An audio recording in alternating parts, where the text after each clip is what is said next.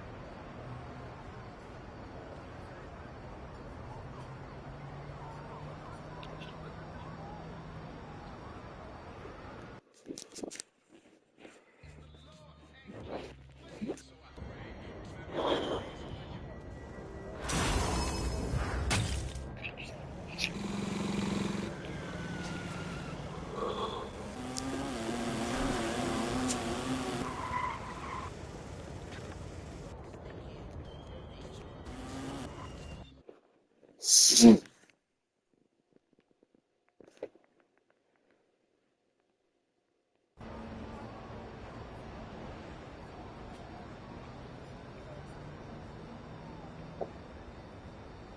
we are back. So today we are going to be talking about maybe a different what do you do? I think that today is a very good day. I did it because I really exactly.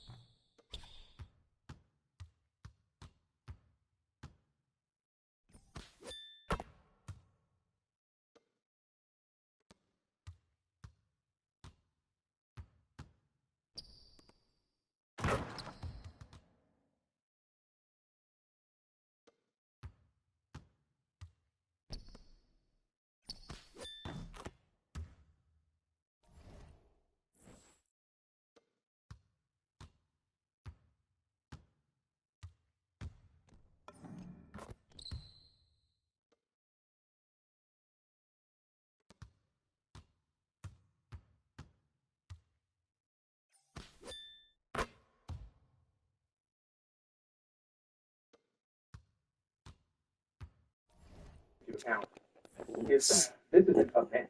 This is not. It's not going to be like how it was last year, where you get a certain amount of wins and then you get the exchange fee. You get things after. It's not going to be like that at all. It sounds like after every game, you get a pack with an event card, which is amazing W. I mean, a lot of people have been kind of wanting that. You know, you get something after every game. If you're playing something like Breakout, which let me mention this, Breakout is right now, which is really really annoying. It's not letting people play games, but I would think that it's because they're doing things with the game, like they're changing up things. So, yeah, everyone's getting air tools and breakout right now, kind of stuff. But anyway, if you're playing a game like that and you were getting a reward card after every game, plus you're getting your prize games, plus you're getting your rewards and everything, it makes it so that there is a lot of reasons to, play a game. So I think that the whole event concept is a W. And I think a lot of people think that it's only going to be these cards in the event. No, I think that there is going to be packs. I think that there is going to be consumables that if you want to use this event to make NFT or something like that, there may even be a chance that they bring back these 10 pack boxes. And I haven't heard anybody talking about it, but there's no optimism at all with any of it. No one's even mentioned that this is an event. So, yeah, I'm trying not to. I am going to go random. Don't worry. But I don't want to go random again. I wanted to talk about my opinion on this, like I've already said. So, no one's taking into account that this is an event. I think because there's a chance that this could be amazing. I really, really do. And let's go ahead and look at every single card. Okay, so Vernon Maxwell, we're going to start with answers. Vernon Maxwell, I don't think he's going to be very good. Tyron Hill, no. Antonio Davis, no. Brad Doherty could be really good. Let's look at his diamond cards really quick. Because Brad Doherty has a diamond wild gem. So here he is. There's only one on the option. But we are looking at speed. So we're looking at an 82 speed on Brad Doherty. And we're looking at a 95 interior, 83 perimeter. He's got a 55 dollar for his own swap. We don't see the center to get the speed. So this card, he's going to be a slight downgrade. He's going to be a little bit lower than everything. But I think that this will be a serviceable center. I really, really do. I think that he's going to be a better defensive, kind of maybe slightly more athletic version of like a Vlade, where he's not going to shoot as good as a Vlade, but I think he'll be serviceable. Like a salary cap setting and stuff. So I think that he's a W card. I think Amethyst Alex English is a W card. I really, really do. I think that Alex English will be very good for a lot of people. The diamond Alex English is really good. Has really, really good stuff. Well, let's just go ahead and look at it. We might as well look at it. Because he has a diamond wild gem as well. And here he is, man. Diamond Alex English. So we're looking at an 85 free ball. I'm assuming that his Empress will probably have like an 83 ball. That would be my guess. 90 ball handle, good perimeter defense. We've got a 90 driving dunk. This card really doesn't have to. And his Amethyst, I think, is going to be very, very good. Like just a very slight downgrade. And for free, I mean, that's a W. I don't see anything wrong with that at all. Paul Pressey, I believe it is. I know that there's a Phil Pressey. I believe it's Paul Pressey. And he has a diamond wild gem as well. So let's set him on and see what he is looking at. So, Paul Pressey.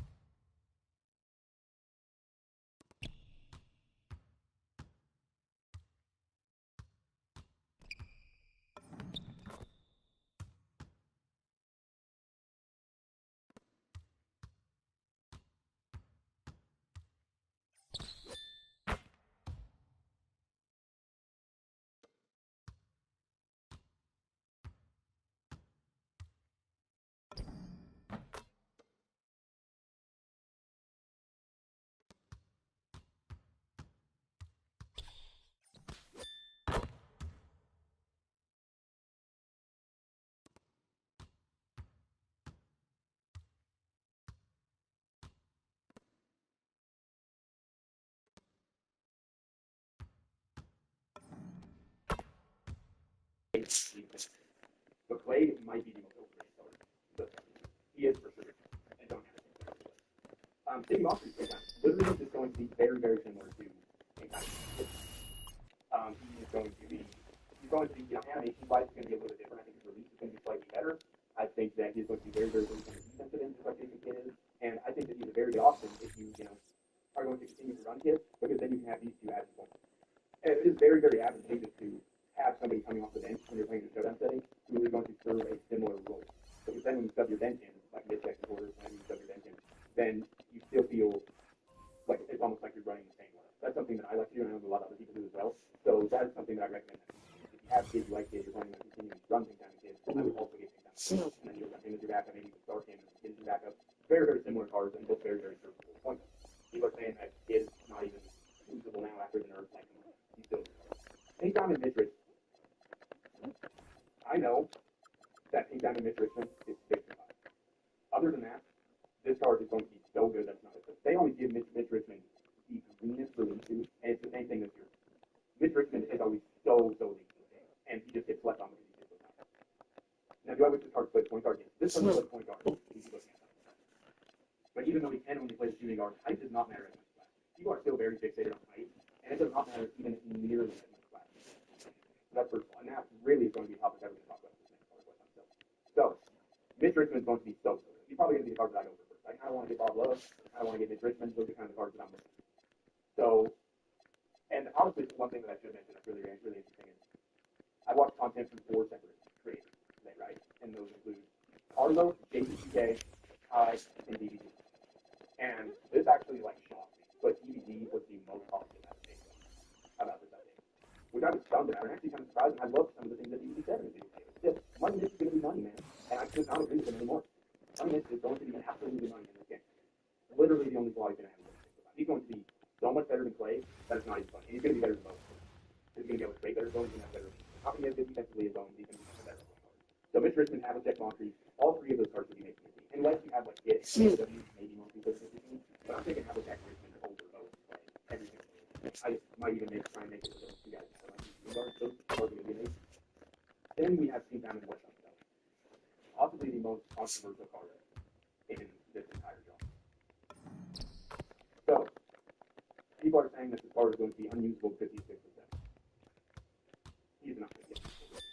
With how the contest system is, with how a card system is going to get rebounds, it doesn't matter. I mean, people were even saying yesterday, and I've noticed this as well, your height does not matter what height you're in. If you are not behind your defender, if you're not in a place where you got is open, you don't have your defender pushed under the basket, you're not behind your defender, and you're in the paint, it doesn't matter how tall you are, the defender is going to get it. The scoring of the height does not matter near this. No matter.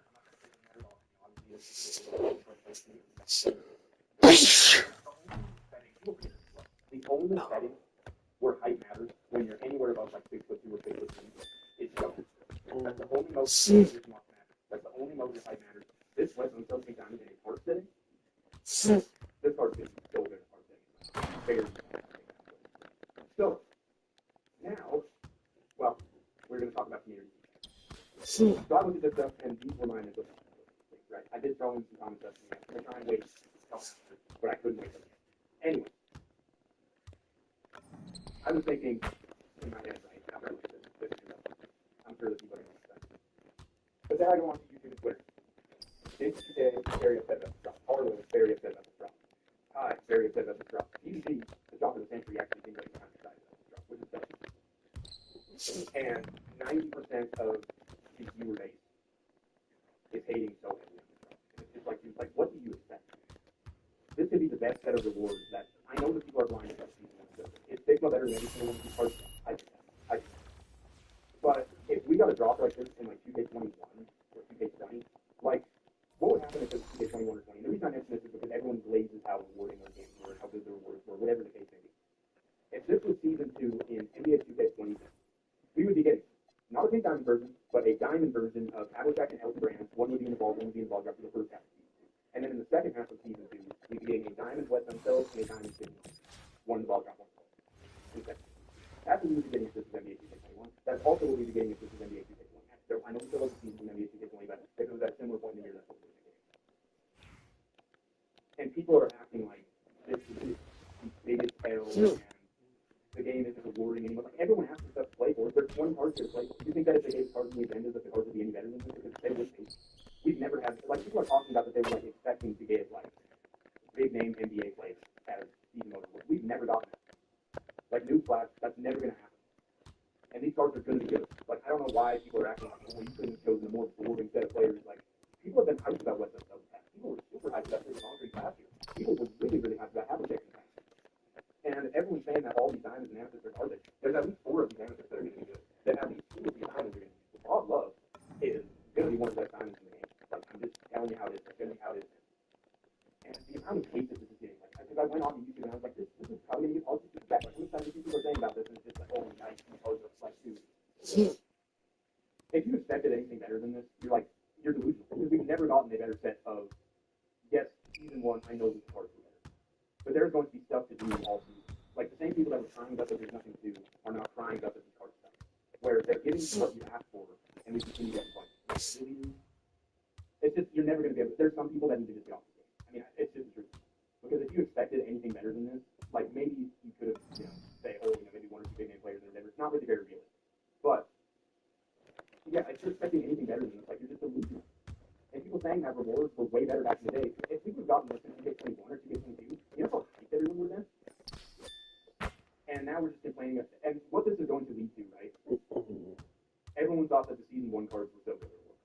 Now everyone's saying that the Season 2 war cards, everyone's saying this kind of stuff. Now, Season 1 next year, well, this is going to lead to, this is going to have a negative effect. Because 90% is near negative, and I don't know what they're going to do, but somehow this is going to be a negative effect to the game. Because that's what always happens. People complain about good things, and then they're gone. This is a W, y'all. It is. And I think the biggest complaint is, oh, no, these cards make my team. John Havlicek makes your team. It's Richard makes your team. West Un's up your team. Bob Love should make your team. Like, come on. So you can't expect all 20 of these cards to be good. You also cannot expect big name players to get an opportunity. It's never been like that. They've never done that, and they never will do that. So let's start going through some of the comments, man. I know that there's more that I have to say. Hopefully some of these comments kind of bring it out. What I'm saying, but I'm just kind of disappointed because I woke up excited about this. I was hoping that everyone else was excited about this, and some people are. I know that there is going to be out there that are, but 100%, mate. We asked for more content, and the geniuses at 2K gave us more dollars. Like, dude, you asked for stuff to do. You asked for cards to grind for. I'm sorry, if we got cards in the agenda, they would be the same level. This is basically the same thing as getting agenda cards, except you have more freedom, but you can play whatever game mode you want, and you don't have to do specific. Like, I hate so much having to play specific modes in games. I don't know why people like that. That takes away the freedom of the game. I don't like being told what game mode to play. I don't know why people get for agenda cards. Okay, but that's basically what this is agenda cards that you have way more freedom. And I'm gonna go back to the vault and vault. Say that you really want Mitch Richmond, and the 2 cards are Mitch Richmond and Elton Brand. Maybe you say that you only like to play online. And the online card is Elton Brand, the offline card is Mitch Richmond, so you're being forced to play offline with the game play. That is all eliminated with the system. You can play whatever game you want to play and get whatever cards you want to get, and the freedom is there. I don't know why people hate on freedom in this community. Like, I really don't. Every single one of those cards have a card, and hidden gems or wild gems that's 1 tier higher or 1 tier lower. They are so great. The NBA, there hasn't been as many players even nearly as any other sports league, and if we already have, 4,000 players in the game, there's not a whole lot more players. You know what I'm saying? Like, there really, really is. So, yes, a lot of these cards are already in the game at a different tier, because we already have 4,000 freaking players in the game. It doesn't have anything to do with laziness. If you get 0.1% per game, how long would it take to get 100%? I guess it's 1,000. These are very different, these cards, from what we get for rewards. And the entire system, what we would have usually got rewards, like how many rewards we would have gotten in the past, like you get 23 and 5, right? These cards are very typical of what we would have seen in those games. And it's even better because there's 4 of them, and you also have a decision of your own. People can't make decisions of their own in the community. I see so many people commenting. There's like 2 or 3 people that are commenting on every single video the last 2 or 3 days, asking entire stations what one of the games that you did. You think are right. If they did not see time against them.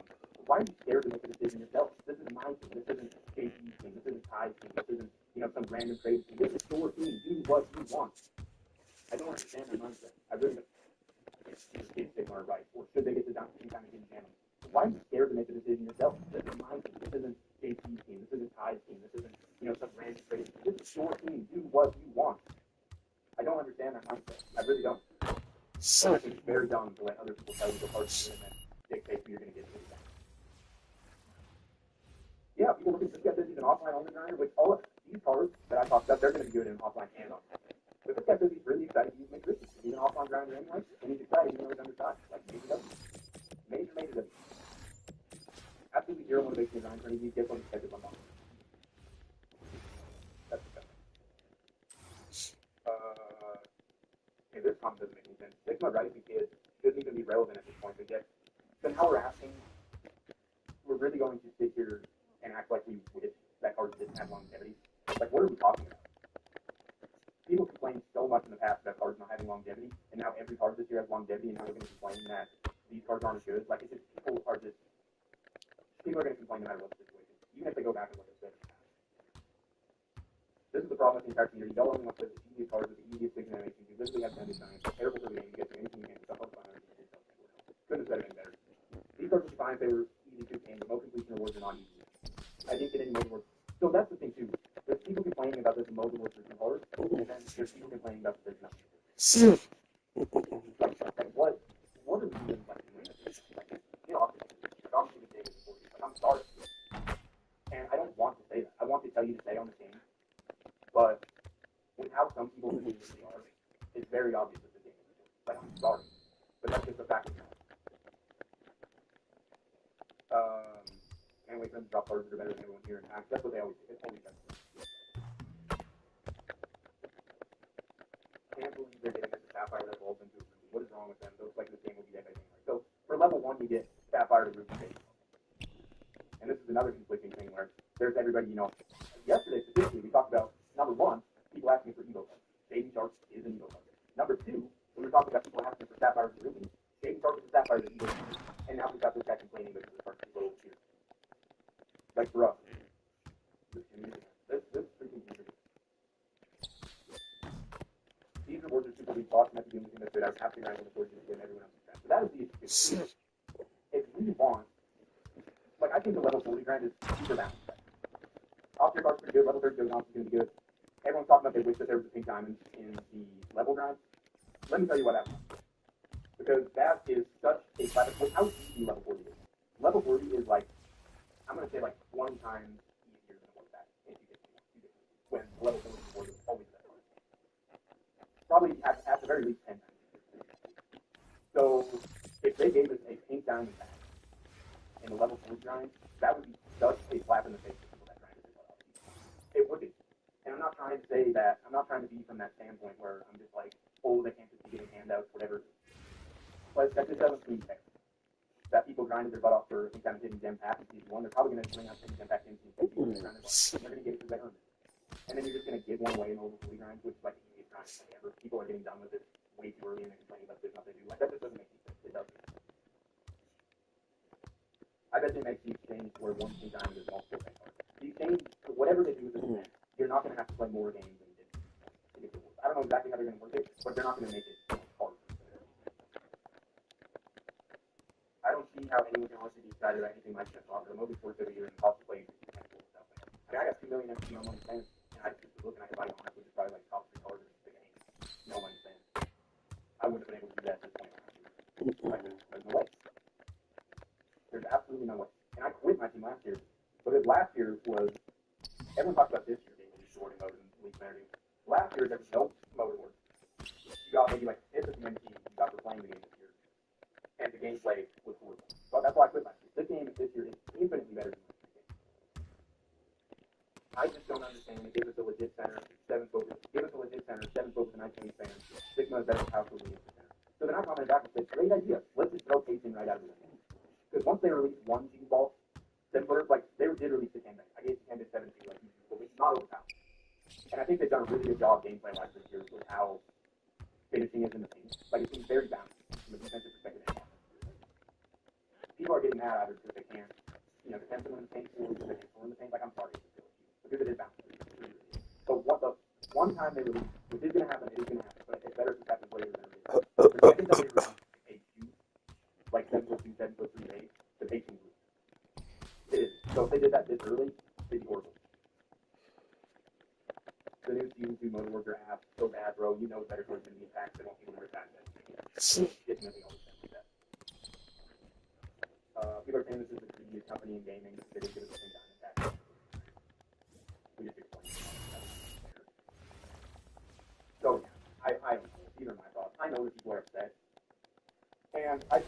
get it, but at the same time, like if you are upset about this, your expectations they are. I mean, I don't really know what else to say. Because that is just the fact of the matter. And we've obviously asked for the mode words are back. There's going to be a lot to it. Not just same times. Everyone is asking for lower tier colors. And the game itself is lower tier colors, and people are still upset. None of them have for that thing. Like, if the game was the way that people wanted it to be, everybody would be running. Well, it's already kind of like the same. People are already running kind of the same lineup. Everyone runs Max Cardboard. Everybody runs Big One. Everybody runs Bowen. Which I don't like that. I don't like using cards like that because I don't like having the same team as my opponent. I don't like having the same team as everybody. That's why I didn't go after Kitchen. I was going to go after Kitchen, and I was like, no, I don't want to use them because everybody else has. I don't like having cards that everybody else has. And if the game was the way that everybody wanted it to be, like, the pacing would be trying, for one. For two, everybody would have the exact same play style and play the exact same way. Everybody would have the same exact thing. And for three, every card in the game would be used up, so there's really no point in draining the game for that card. So without people want this game to be, it would work. It would.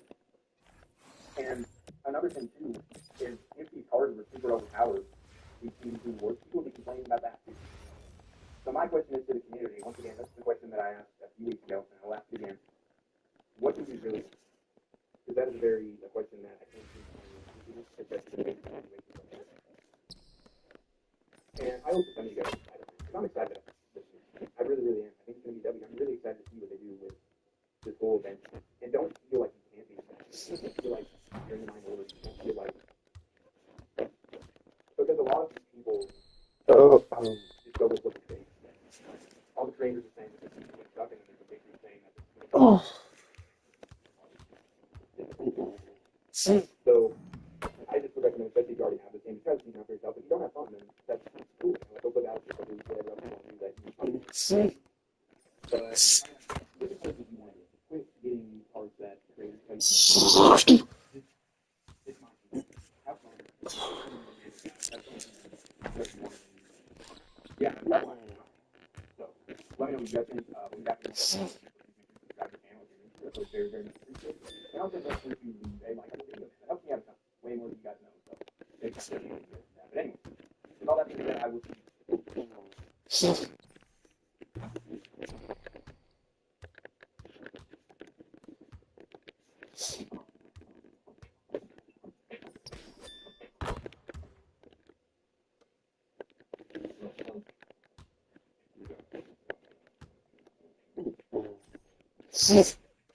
You did the damn scandal, you logged off. I would have logged off too.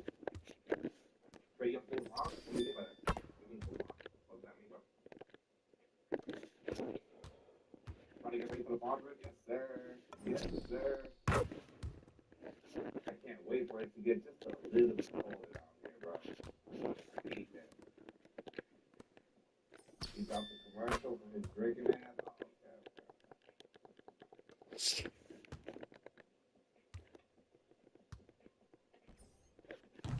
Oh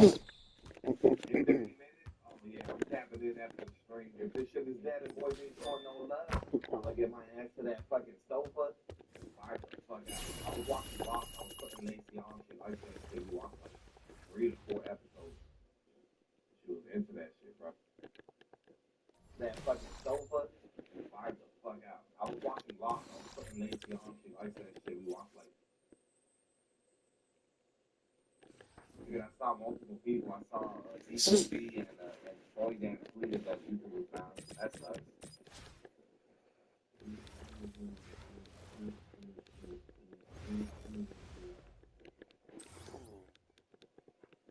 JJ was good. Down to 2 minutes. Look at it, that helped me qualify.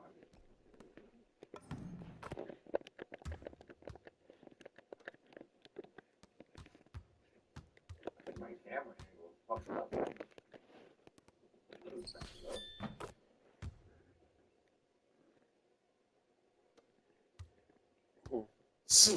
Oh yeah. What up, Maple? Yeah, tell the boys to like it up, stream if you haven't already. Hit the thumbs up for me on the video.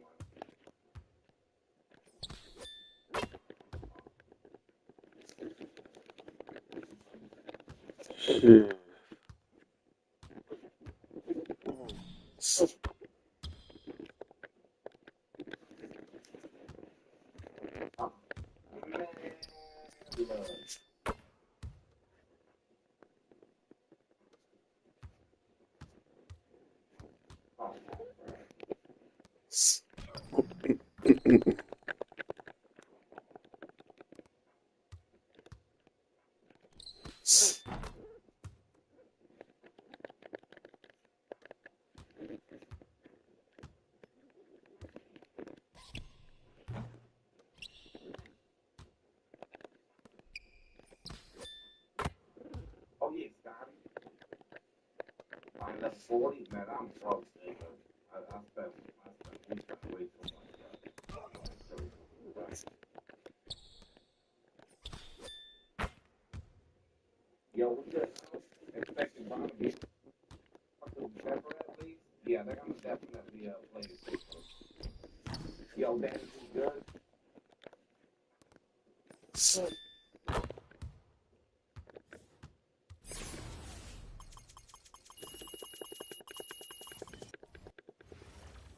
Come on, man. He's so important. Bruh. It's not like before, but he's still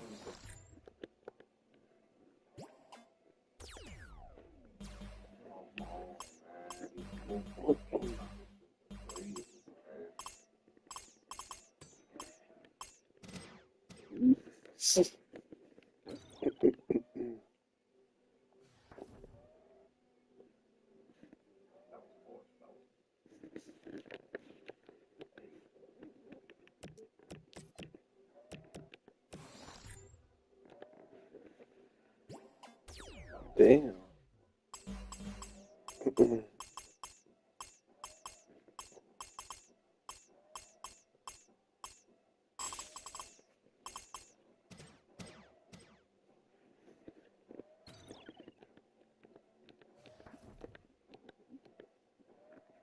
Yo, Jake is it, man.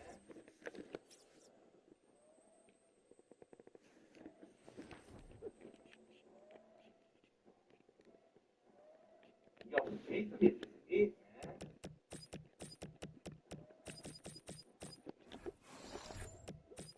Trying to get me back.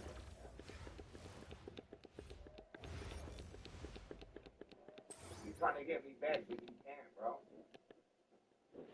Yo, Vega with the show, I'm gonna let her read it. Yo, we dropping the such shit. Yo, big kid out here.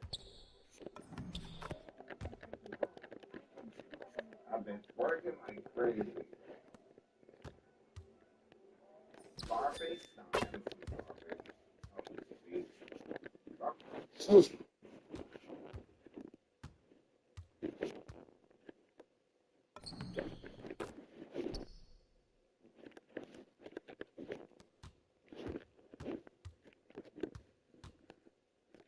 Wealth Fund offers a account that has one of the highest interest rates on the market.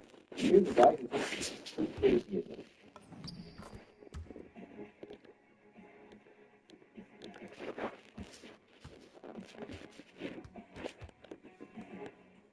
How would you explain to a person who is like, okay, science is usually right? I don't know if that's what they're going to dabble with, right? How do you figure? How did you come to that conclusion without science? Also, even if that were true, citing a single mistake doesn't contradict the assertion that science is usually right. What about Like everyone said, trust in science. trust the science doesn't mean science is never wrong. It wasn't wrong in this example, but even if it had been, science is the least unreliable of all epistemic methods. I don't want to go into like stuff like that, but science can be. Bro, are you kidding me? I can make you know, smoking cigarettes 50 years ago was healthy for you. Lobotomies were good. When you were the headache, they were like, science can change, dude. That's precisely what makes it the least unreliable system. It doesn't deny its mistakes like dogma does. The fact that dogma does not change, regardless of the evidence against it, does not make it more reliable. It makes it less reliable. I don't think that should be our final framework. Right now, there's a million here in America. Who's to say 20 years? And you would just like with slavery, bro. That would be the science, the moral consensus. Doesn't the Bible explicitly say that you may buy slaves? The Bible contributed to the moral consensus that slavery was something you may do because it explicitly says so. Science can change. Science catches up to God's moral framework. That's what I would say. Why would it catch up to any moral framework? Morality is not a scientific issue. So how do you scientific theories that are Yeah. pretty accurate, like Yeah. the laws of gravity. Where did they come down to? How does he discover that? That further proves my point. Scientific discoveries are made through observation and experimentation. They're not made through prayer or any religious practice.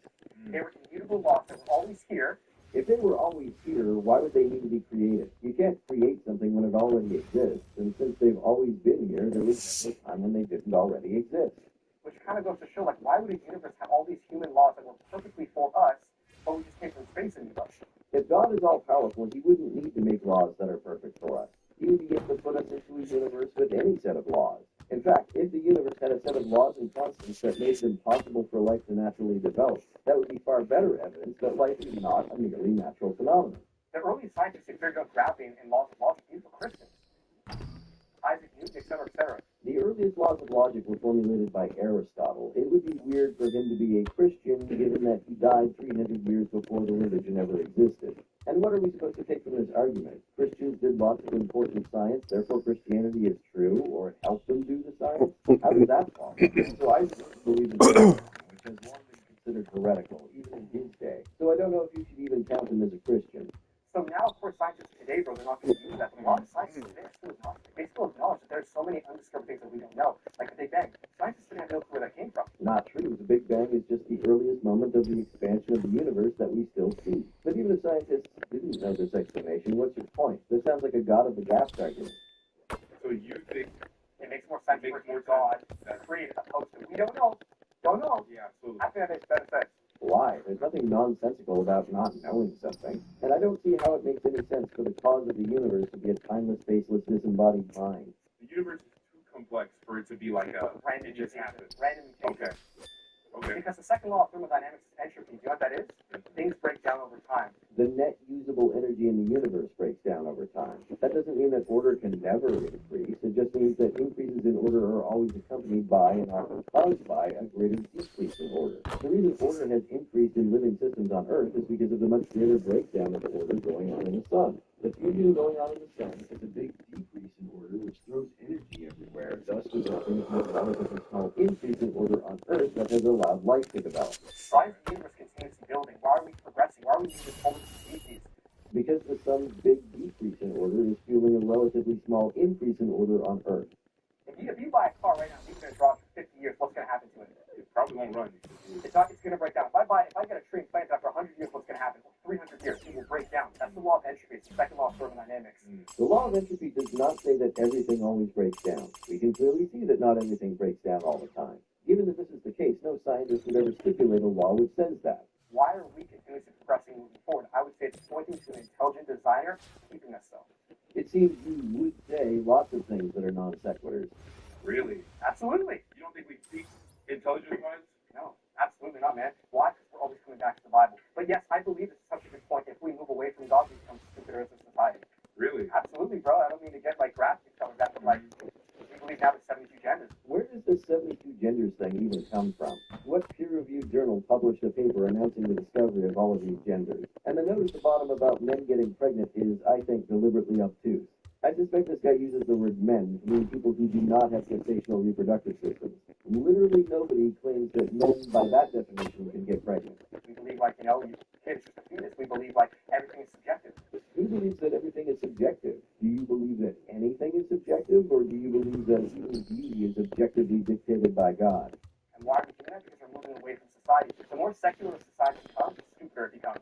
I thought you said that we were progressing. And by what metric exactly are we getting stupider? Finland is much more secular than the U.S., but their students perform much better than American students. I'm sure you would say that scholastic achievement doesn't count as a legitimate measure of intelligence, but if that doesn't count, what would? Okay, I can agree with that. Yeah, 100%. That's what the Enlightenment era was. The Enlightenment era tried to make rationale without God, and guess what they did? They failed. Yes, the Industrial Revolution that resulted was such a failure. You know the 7-day work week is due to biblical paradigm? God worked 6 days, rest of the 7th day? Wouldn't that be a 6-day work week? And isn't it better that we now have a less biblical 5-day work week? You know, in the English Enlightenment, they tried to remove the 7-day work week to try to change it to something else, and it couldn't work. They tried to convert convert from a 7-day week to a 10-day week? I imagine it would be difficult to switch given how everyone is used to a 7-day week, and they would be surrounded by cultures that still use the 7-day week. But I suspect this guy thinks that it didn't work because God created us to operate on 7-day cycles, despite all the ancient cultures that had different week cycles with no problem at all.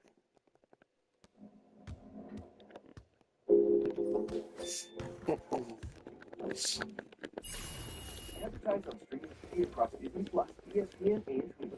Learn more at DisneyCampionManager.com. Imagine if every corner of your kitchen was as iconic as that corner. For the difference between us. Equinox is more than an SUV. It's your Isn't that kind of cool, too? It's just like a little cool thing that, like, God, think that can happen now. they're trying, dude. We're becoming the stupidest society ever. Really? Yep, women, search all the stuff on women have never been a more anti-anxiety, anti-depression medication than ever before. The male rate's never been higher, 4 times higher than women. In 5 years' time, 50% of women will be childless and single. Given that a lot of that is happening even in the most religious countries, I don't see what that has to do with becoming more secular. Birth rates in Saudi Arabia are a third what they were 60 years ago. Is that because Saudi Arabia has become more secular? Russia's birth rates have dropped to well below replacement levels despite becoming far less secular over the last 30 years. It's okay, don't worry about it.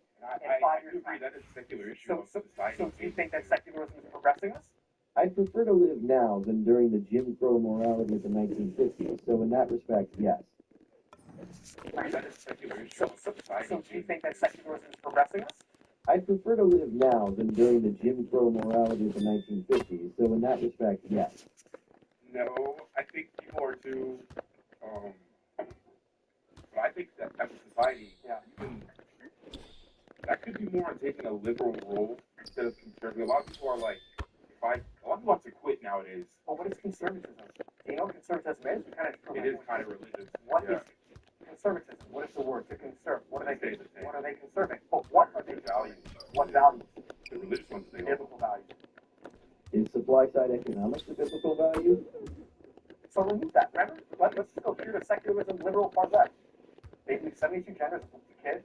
You know, there's no such thing as a man and a woman. We're in the stupidest generation that's ever existed because of the removal of the Bible. I've never met or even heard of a single Zoomer who believes that there's no such thing as men and women. If folks like that exist, they're clearly not representative of their generation.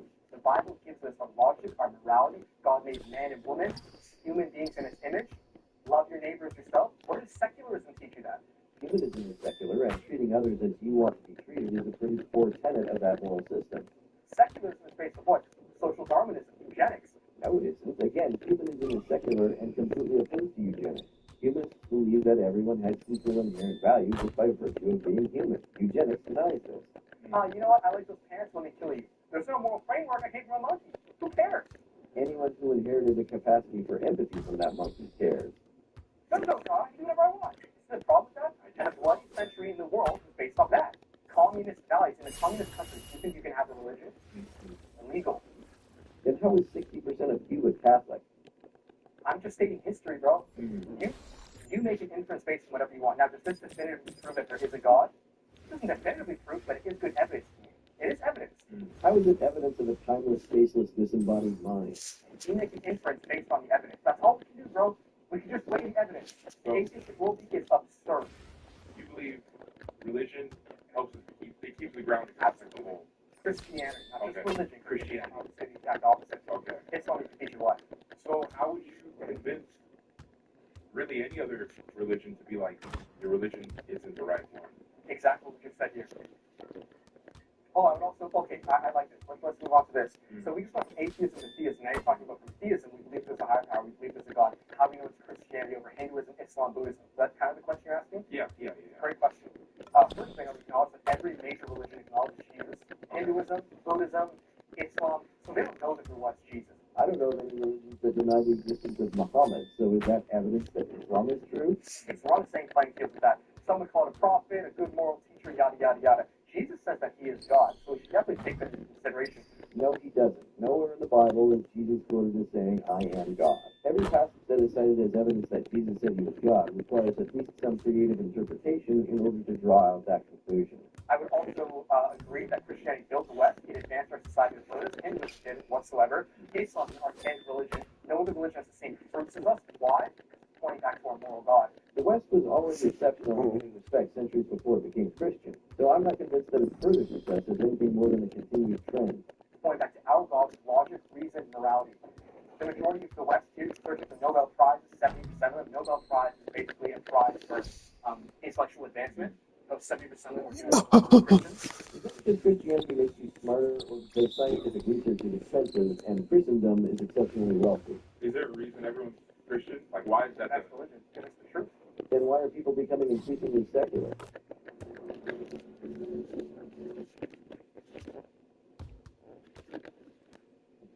So I wasn't done with dating apps before. I sure as shit am now. I recently had the pleasure of experiencing something that I never thought that I would experience in my life. But of course, we're living in 2025, so virtually anything is possible. And I guess the bill comes due. So I want to share a recent experience, actually something that happened as of yesterday, where one of my girlfriends is in a group, specifically where women can share photos of men that they match with on dating apps, and to share their experiences with other women, to learn about said man, and to, in some cases, avoid this person based off that. It's essentially what it is, like a Google rating system, Google reviews for dating for guys, essentially what it is. So we have now subjected ourselves to essentially women using these apps and sites and Facebook groups to kind of have a rating system. Now, normally, I wouldn't give a shit. But unfortunately, I have now fallen victim myself to this Facebook. Are we dating the same guy on Facebook? Now, I personally have nothing to worry about. That's not what upsets me, because I know that I'm a good person. I know that I come from good intentions, and I pride myself on my communication, honesty, and transparency. And so for me, it's not so much that I worry about someone saying something bad about me. Absolutely not. What I find really messed up is how, essentially, I'm going to put this on screen so you can see it. There's essentially this screenshot that was shared with me here, where the person is essentially explaining to me, trying to trace out my location, saying that they saw a post, whether it's about me or maybe something similar to me, and they're looking to either what's the emoji still to me and red flags. And here's my image. Here's the post in question.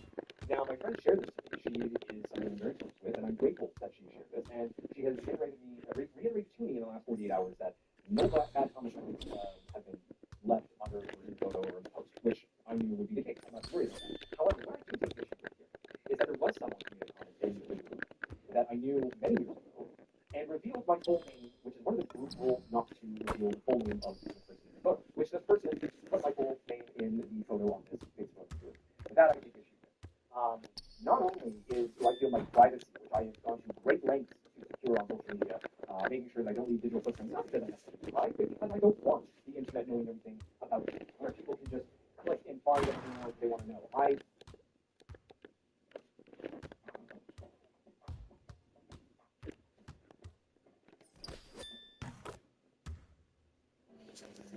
And faithfulness, babies and full of surprises. The series of You finally got to show me you did it. That those actually matter. And I'm telling you, I time and time again, I can have the best game in the world. But if you don't look the fuck,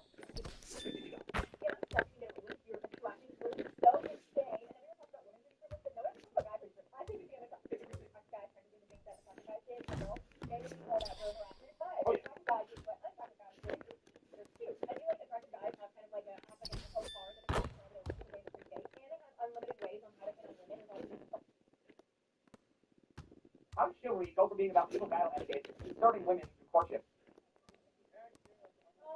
no, actually, I don't even know. That's just wrong, okay. You don't want to do it? Okay.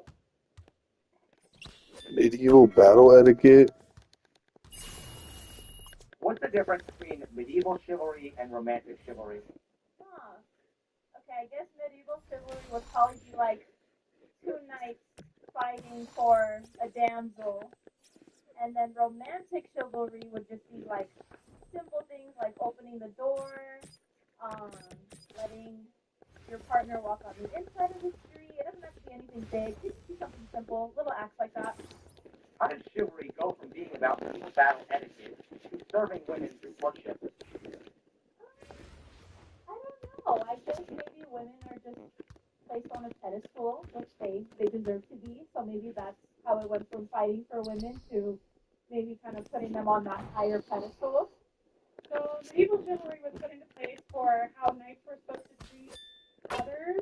How to treat the common, how to treat commoners, how to treat nobles, how to treat your fellow knights, how to treat the enemy, and how to treat the wounded or any prisoners along those lines.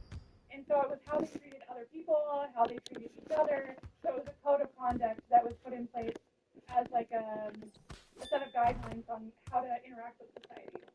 How did chivalry go from being about medieval battle etiquette to serving women through courtship? I think it was just like a progression of like, this is how I can treat other people, and then other people adopted it into thinking this is how I should be courting a woman with the same kind of rules and honor, most importantly honor, and respect for the fairer sex. Medieval battle etiquette isn't like really necessary anymore. You know? Not with the times. Not medieval times. Exactly. Why do we think putting women on a pedestal is timeless when it really started only about 800 years ago? Because women deserve the world. Should have started way before that. I mean, I don't necessarily believe that's true because there was a lot of ancient cultures that women were actually at the forefront of it. It was the beginning of Christianity that started oppressing women and taking them off of that pedestal. It was never a given thing in the first place. Women had to demand respect through history. And our treatment has only gotten better because we forced them to. If they wanted to, they would have. Was chivalry truly about honoring women, or was it a clever way to control men? Are men really controlled by wanting to open doors for women? I think that men should be taught. You should be opening the door for a woman. You should want to pay for a woman. You should want to do these things for a woman. Because she is a woman, you are a man. If romantic love was a medieval invention, why do we treat it as sacred and unquestionable today? Why do you think that it was created in the medieval era, when marriage was created before the medieval times? They weren't any less human in like the medieval times. You know, they still felt the same things, and I think they still have the same complex thoughts we have about our own emotions now.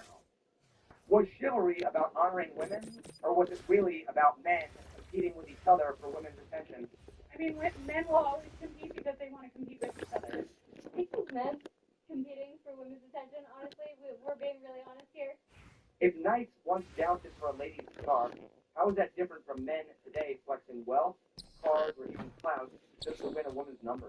I think men have always done that. It's just about who's got the bigger muscles.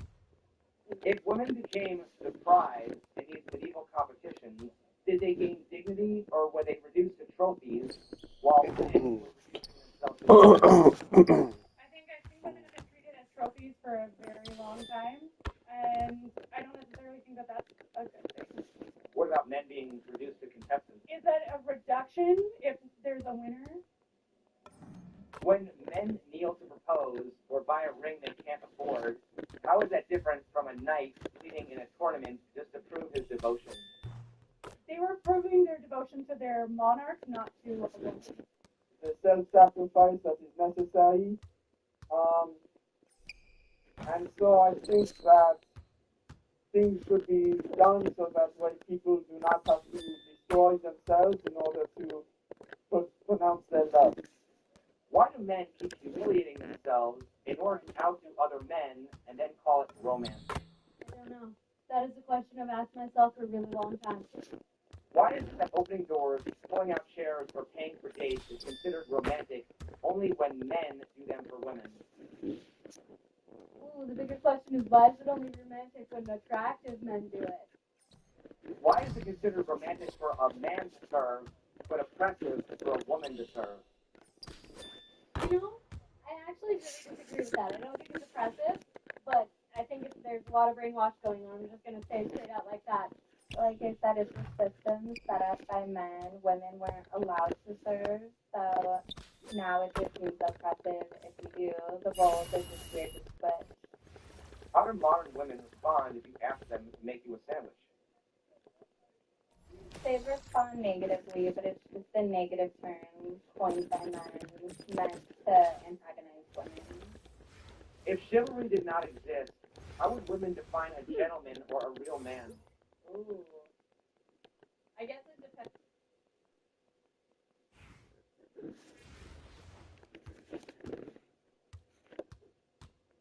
On the woman and what they're seeking. And so, for myself, I feel like it's all about the personality and how they're kind. Is chivalry in the Bible? No, not in the terms we have now. If God made women to serve men, why do religious men practice chivalry where men serve women? Like I say, it's from region to region, basically, but mostly on that term, it really depends on what version of the Bible. There's a lot of wars about what the Bible means. Does chivalry elevate women or just diminish men? I think it elevates both sexes. Why do women think that chivalry is just... Does chivalry respect as opposed to a one-way servitude towards women? I think it's just called being a good person. Anything, I can be chivalrous by opening a door. Chivalry does not always mean man. Chivalry can come from both sides, I believe. Why do people think that chivalry is about opening up a door as opposed to men being sacrificed and women being pedestalized? Well, at the end of the day, I think it's about kind acts. It could be women opening doors. My friends have been very chivalrous towards me. They open my doors. We open things for each other. I still have this door opening. It's hard being on camera. But at the end of the day, all that really matters is being kind and respectful to each other, pedestal or not. When a man always pays, always drives, always provides, who is serving whom? The man is serving. The man, of course. I would say the man is obviously serving the woman. However, it could go both ways. I mean, for myself, me and my husband, we always take 50-50. Sometimes I'll drive, sometimes he'll drive. Sometimes, he'll pay, sometimes I'll pay. Can chivalry and equality coexist, or is that a contradiction? Oh, it does. It can coexist because I feel like chivalry is just a man being respectful, kind, and supporting a woman. And a woman can definitely equally give back in other ways. The way that I see it, a lot of times people want equality, and this is just anybody, not just women, but everybody wants the upper hand. Everybody wants equality until they're at a negative balance. Like, oh, you got 2, so I want 2, but I got 3, but you don't get 3 because I want to be better. How would you feel if society expected women to always pay for men, open doors, and protect them physically, not as a choice, but as a duty? Would that still feel like romance, or would it feel like an unfair burden placed on women? I feel like an unfair burden. So why is it not unfair when that burden is placed on men? Because I just think since a long time ago, it's just been kind of... Since tradition, appeal to tradition fallacy. If it's a towel instead of an ass, I don't think that that's romantic. I do not think that that is chivalrous. I think that playing into societal norms and not being your own person to stand up for the type of relationship that you want and need is unfair in any sense, male or woman. Do you believe in 50-50 relationships or traditional roles and why? I'm Thomas Stratton. Did you know that thanks to Marathon Rewards, you could be earning rewards on every fuel purchase up to 5 transactions a day?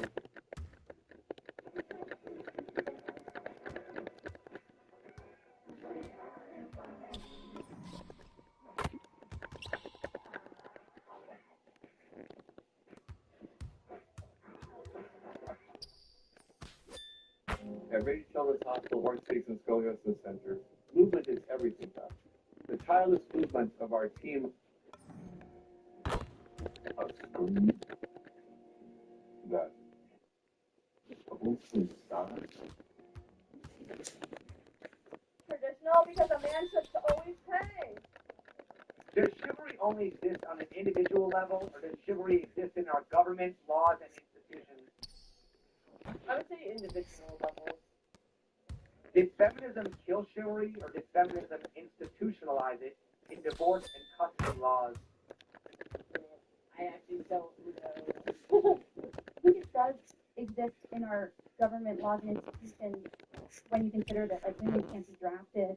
But I don't think it's like pervasive or integrated in every aspect of our legal system. Did feminism kill chivalry, or did feminism institutionalize it in divorce and custody law?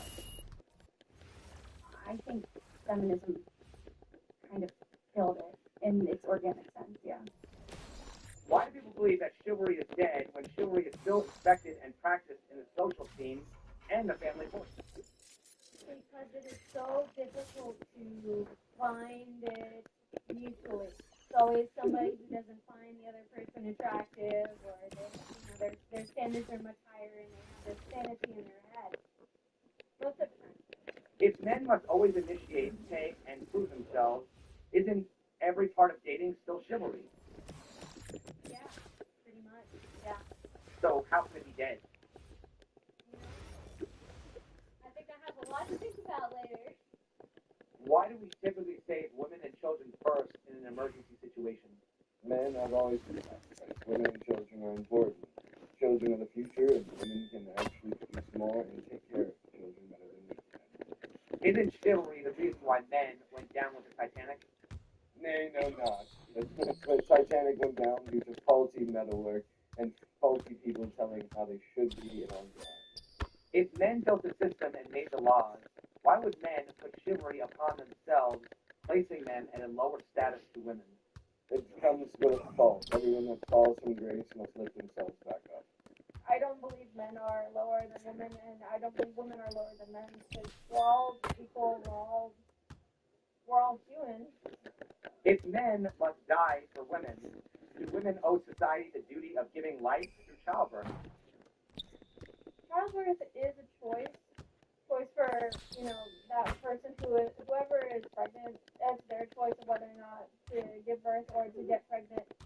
Do women owe society the duty of giving life through childbirth? Not all women. Well, why do men have obligations while women have choice?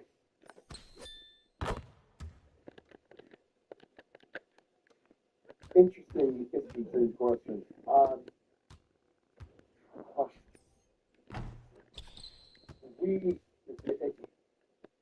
We accepted that.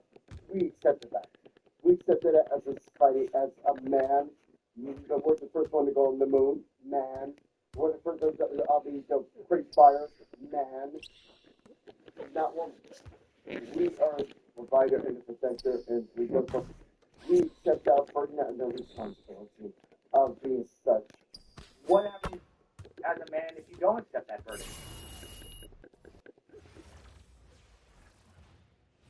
If you don't accept that burden, God, that is just foreign to me.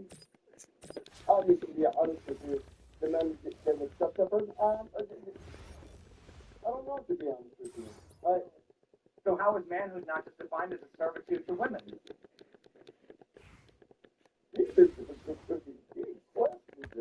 Say that again? So how is manhood not just defined as a servitude to women? That's not defined as servitude to women. That I did not know. What's the difference between simping and white knighting? That's a good question. Not too much. Maybe not too much. The difference is that since I think he's destroying himself and trying to protect a woman, while White Knight is able to maintain his own dignity and honor, while he also uplifts the honor of the woman. How can chivalry be dead when simping and white knighting are alive and well? Because it's the only way that certain men have to even speak to a female, because they're not courageous enough to do it themselves. How can men complain about simping at the same time we're telling men that they have a masculine duty to protect and provide for women? The same way women like me complain about women who are super freaking brainwashed and have no idea what real life is like. Why do we still worship women like queens while demanding men sacrifice themselves like pawns? It's always been that way since time immemorial. Men should do as their duty, and women should be worshipped as queens, but men, after they fight in long wars, should be worshipped for their deeds. Why defend the injustice of male sacrifice just because it's happened in the past? Nobody else will. Why do men have obligations while women have choice? I I just think everyone has choice now. I think women select for men that are chivalrous, that they want a more traditional relationship, and I think women select for partners when they want a more like equal cooperative relationship, and I think men likewise select for the chivalry they want. I guess I'm just not sure. I think generally we're probably going towards a less chivalrous society, but I think it's still there. It's just people select for who they and what relationships they want to be in. And finally, why did women who used to be placed on a pedestal choose to be equal instead? I don't know, because I would rather be on a pedestal.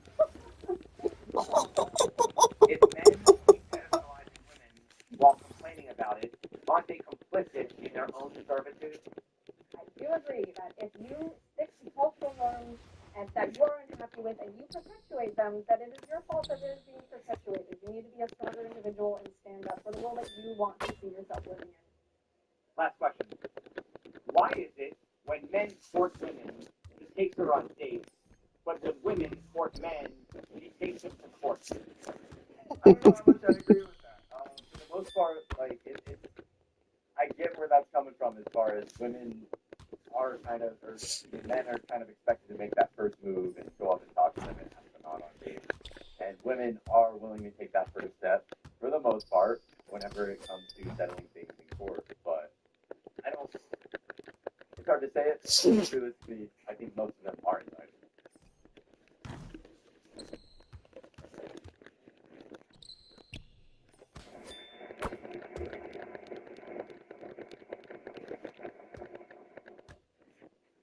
Zoe?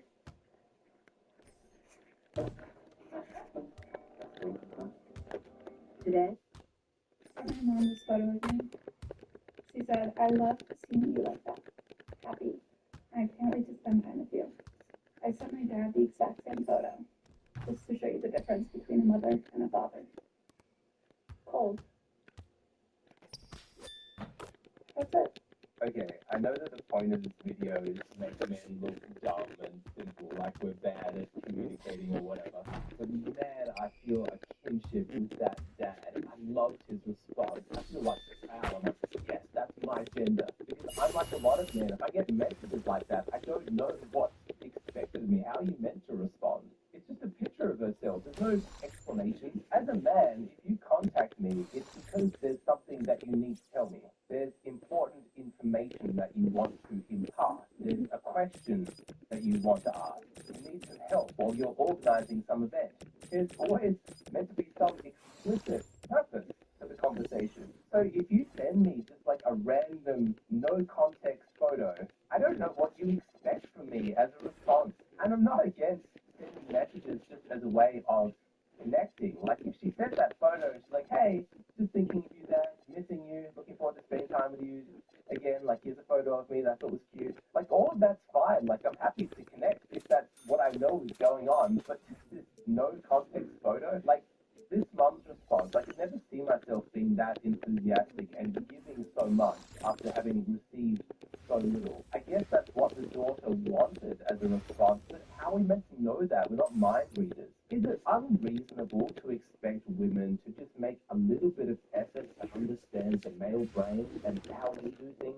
And given how accommodating men constantly are to women, is it unreasonable to ask for like a little bit of reciprocity that women adjust themselves a little bit to suit us? I'm so tired of the narrative that's pushed by like mainstream feminism that because men are not women, then there's something deficient about us. And if we were more evolved as men, we do things the way that women do. It's such a childish view of the world. Men and women are different. We have our own unique strengths. Can't we appreciate that instead of shaming it? It's so exhausting to constantly listen to this narrative that men are not as emotionally evolved as women, just to do things differently. Dan, tell everyone what you just told me. I said my old roommate Brian and his fiance broke off their engagement. Okay, so Brian broke off his engagement. When?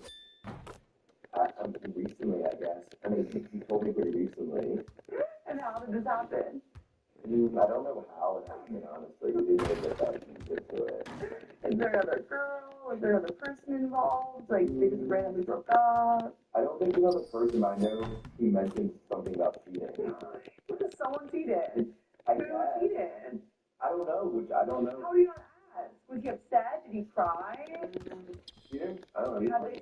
thing? She gave her ring back. Does his family know?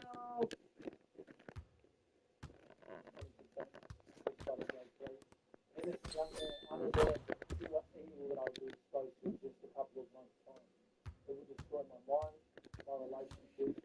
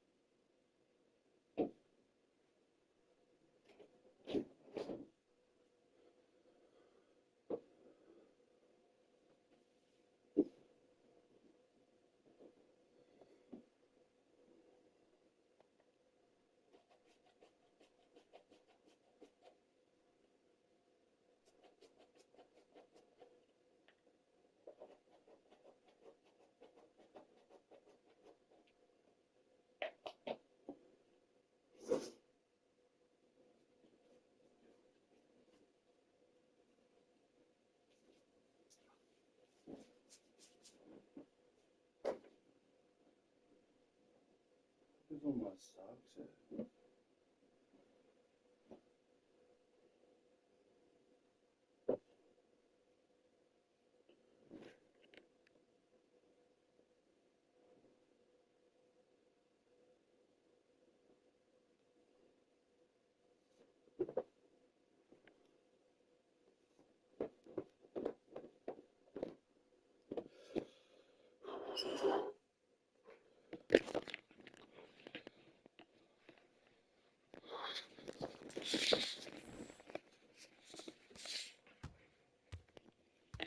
The fuck?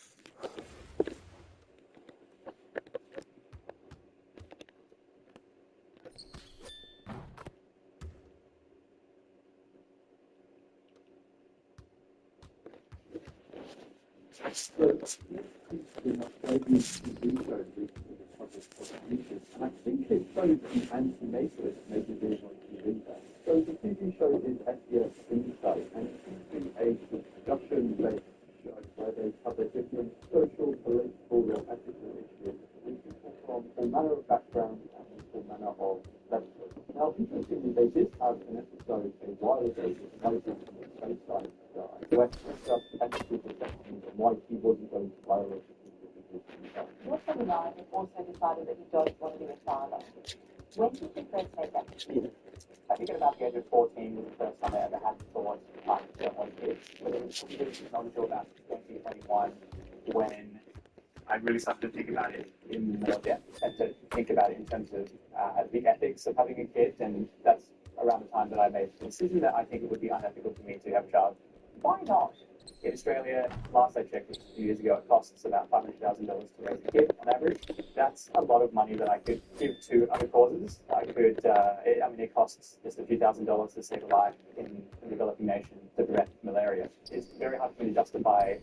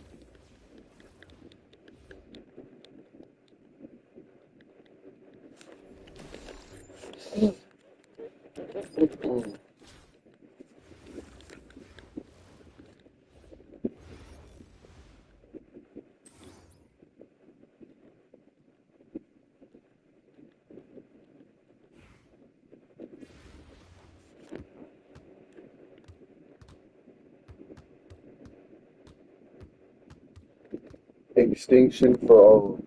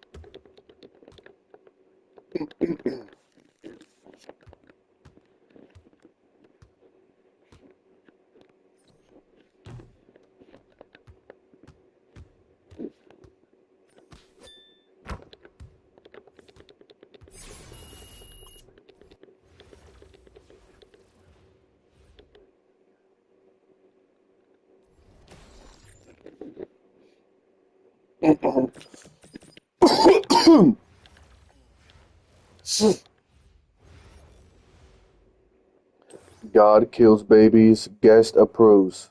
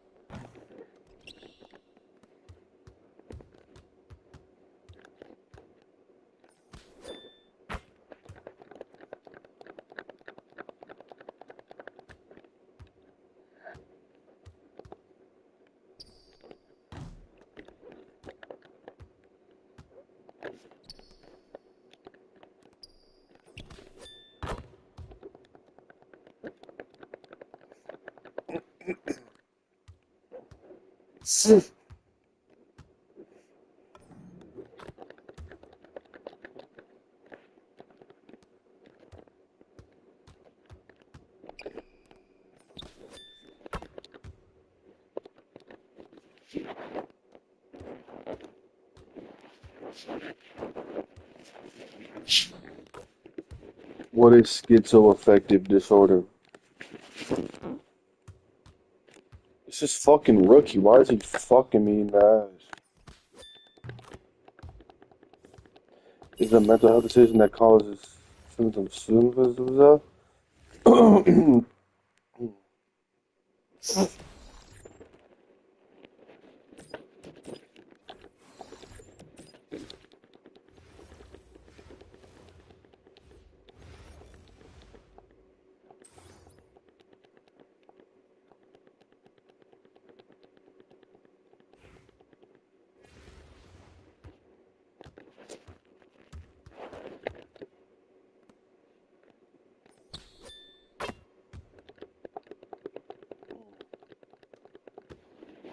Special powers or unique mission. During the same time, they may also hear voices that no one else hears. Psychotic symptom. Later, the mania might fade, but the voices continue for a couple of weeks. Even when their mood seems normal, that's part of what separates schizoaffective disorder from just bipolar disorder.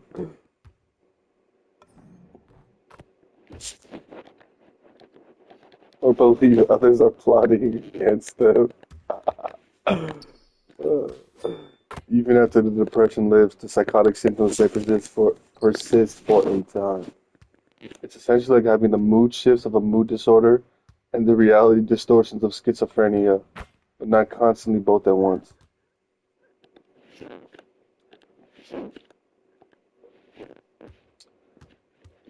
So why were you comparing schizoaffective to bipolar disorder? Are they similar or related? I should think would be a better word. Similar, related.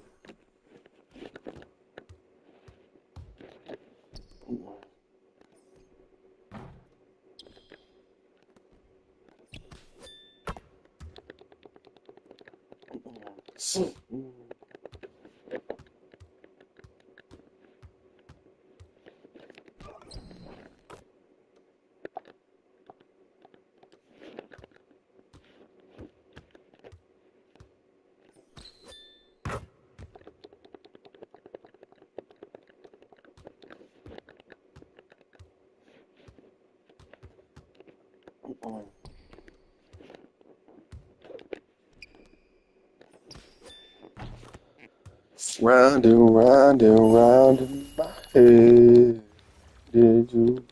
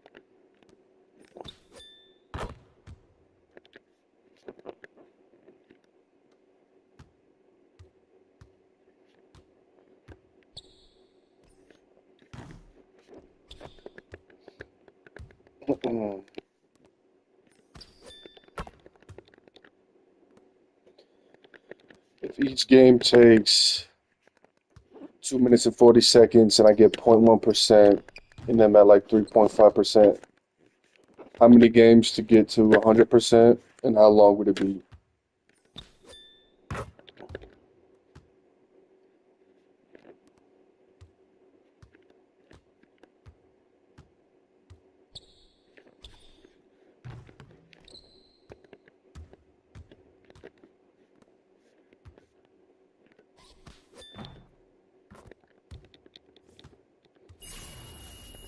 No, I said I'm at 3.5% total and I get 0.1% every game. I'm 3% to 100 if that makes a sense.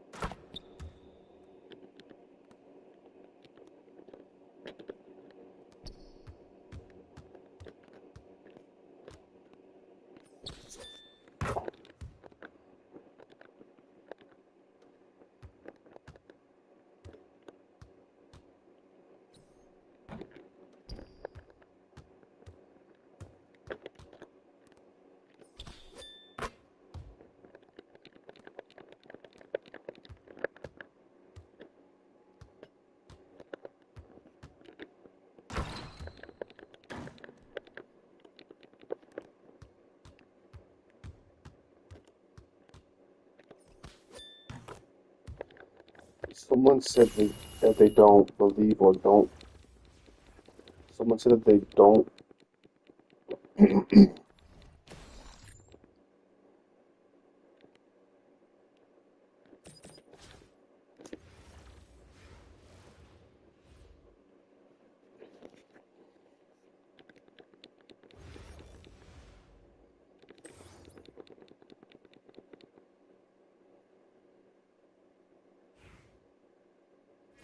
Someone said they neither believe or don't believe in God.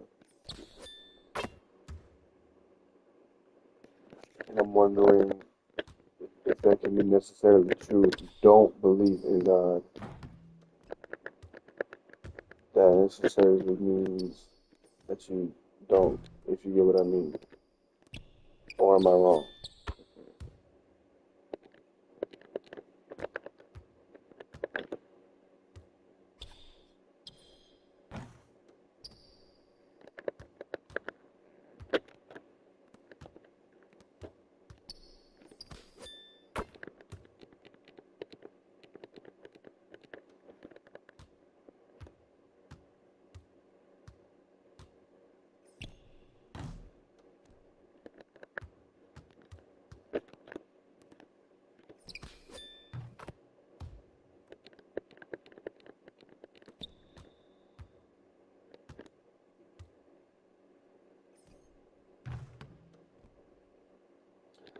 Yeah, I know what agnosticism means, and I know that just the way he worded it sounded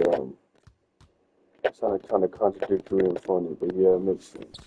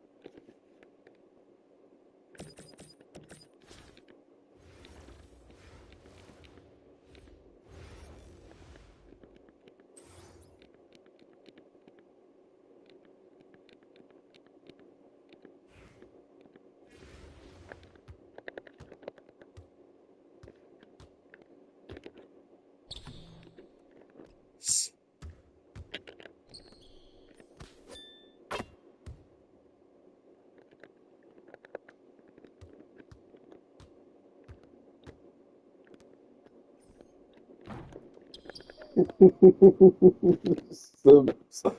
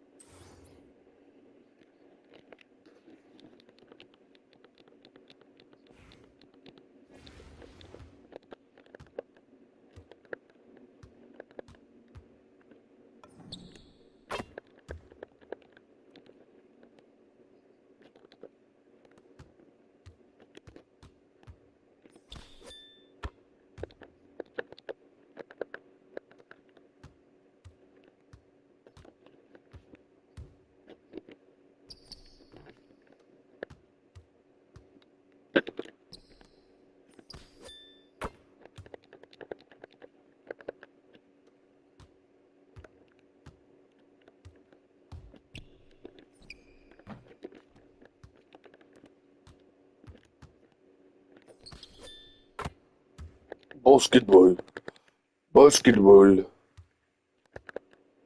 basketball.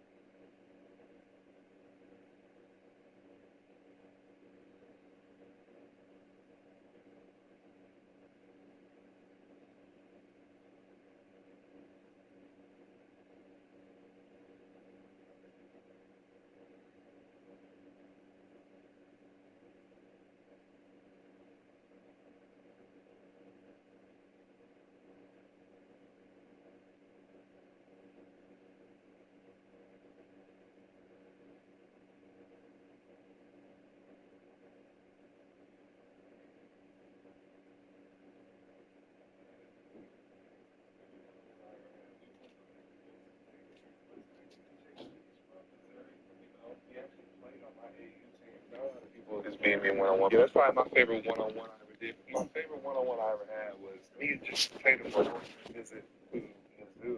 There's a picture of us. It was like me, JT, and Tremaine Isabel. I was like a sophomore, junior in high school. I think JT was a senior in high school, and we were both on a visit, and we were playing King of the Court, and it always ended up being just me versus him because we was killing Tremaine, who was playing at Mizzou. But that's probably my favorite one-on-one I ever had.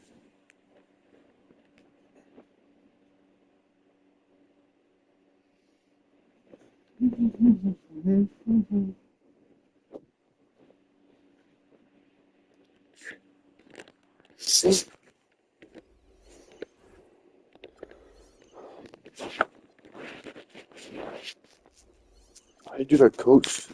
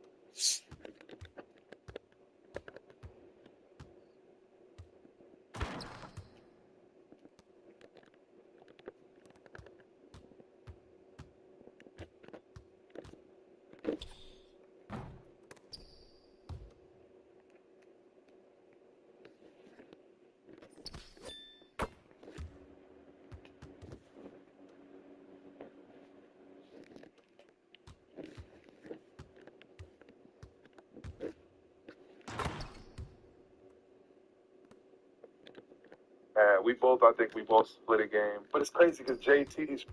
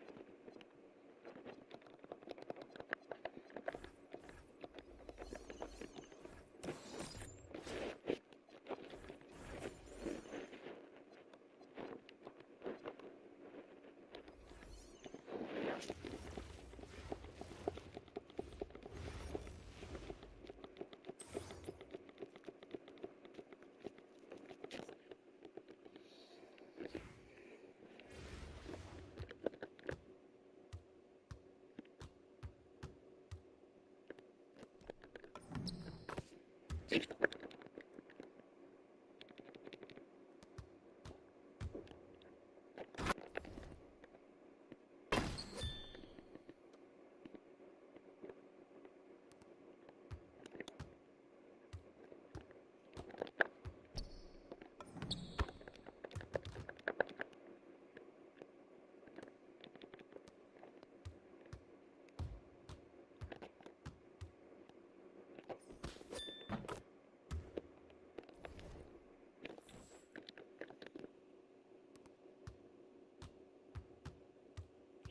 at that posture. I guess yeah, they get the power forward center for level 40, but then they exchange like how we got the jack 3, but then they exchange like how we got. I guess yeah, they get the power forward center for level 40, but then they exchange like how we got the jack 6. That'll be a decent small forward power forward. Yeah, I don't know what to expect. I'm thinking the polygon precision a little. No, they've been given. D-Rob's like D-Rob's been level 40 before. Power forward. Look at that posture or something. I guess yeah, they get the power forward center for level 40, but then they exchange like how we got the jack 6. That'll be a decent small forward power forward. Yeah, I don't know what to expect. I'm thinking.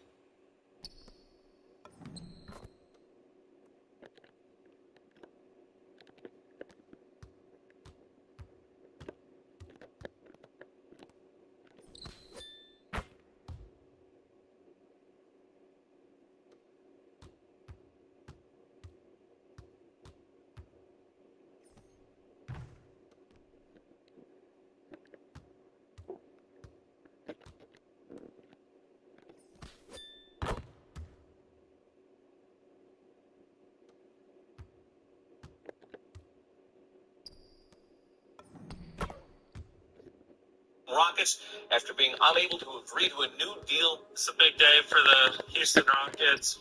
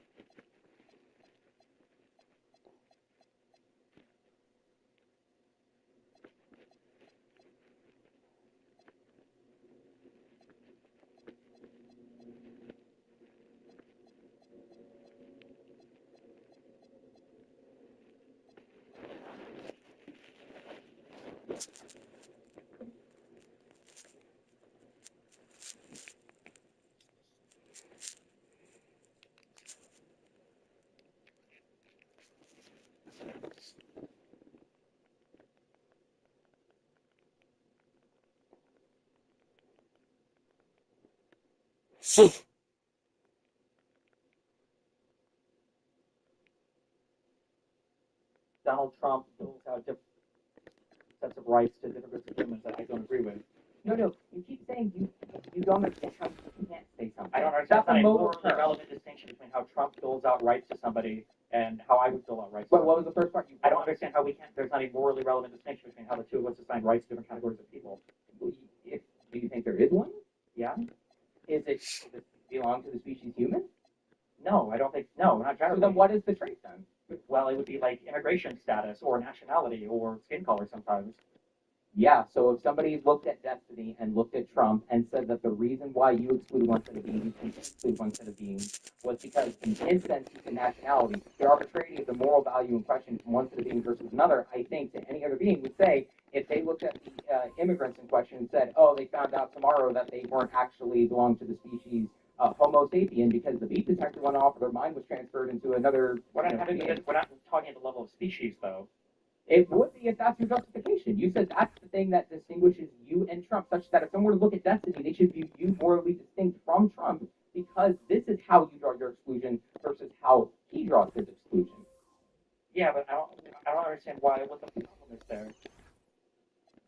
I'm sure you wouldn't, just like how a slave owner wouldn't understand what the problem is. But I mean, if it's axiomatic and it's irreducible to just not, like Nick Fuentes, like when Vegan Games asked you, like, you just value white people with blue eyes, I mean, yeah, you just value that. But I highly doubt that, right? Because, again, when I made it very abundantly clear and said my beat detector went off and you're an android, you then got all, oh, I don't know if I would be okay with being killed and eaten for food. Well, no, it would probably radically redefine how I would view that category of things. It's hard to imagine that thing. Then it's not the case that it causes a reduction in moral value, is it? Well, nobody has ever been measured with a gene detector and been found to have not had human genes. So, I mean, like, it's... Wait, what?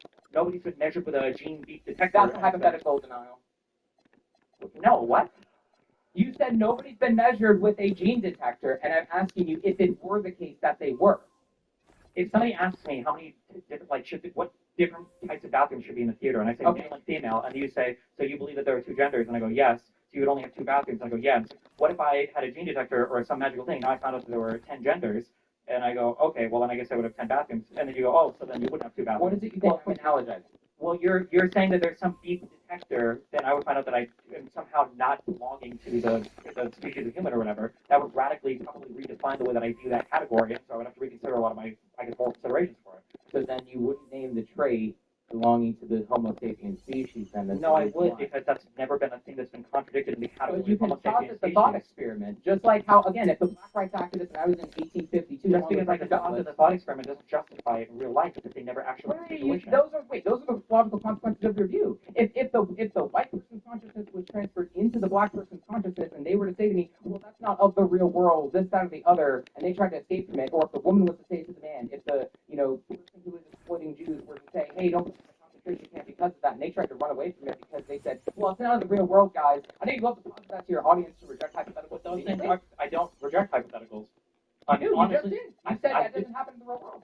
No, I'm not rejecting your hypothetical. You're rejecting my answer to the hypothetical by saying I'm avoiding the hypothetical. You're telling me that if you could scan a magical device on me, and it would show that. That's the rhetoric. You said magical device. This would be a magical device. What's the value of saying those words? It's scientific device that measures me, something that delivers. How about just instead of giving any cute words on the side, you literally called it a gene beeper, didn't you? What do you mean?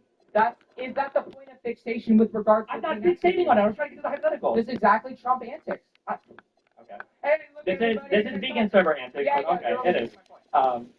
What I'm saying is, if you could measure me, and it turns out that I belong to a totally different species, then that would probably radically alter the way that I view that category of human being. And the you now, but the you now you're getting off of the point in time. Hold on, I'm going to finish this. When I say so, when that beaker would have beat me, and I would have been non-human, it would radically alter the way that I would define that category. Am I asking that? And then it would probably, and then all the morality that is entailed by my understanding of that category would also probably necessarily cascadingly change. If I understand that correctly, you don't understand the hypothetical, because I'm asking you now what your current preferences are. So if you were to look at that version of yourself, would it be okay? I'm not asking once the beat detector were to go off, would that version of you then change? You can think of it now. I can hypothesize, hey, later I'm going to go to the store and pick out cherry versus blueberry soda. Like, you can just posit the hypothetical and imagine that version of yourself. But we're asking the current version of you. Yeah, but the hypothetical to some extent is absurd because there we go. There's the hypothetical that I was waiting for. So go ahead. Okay.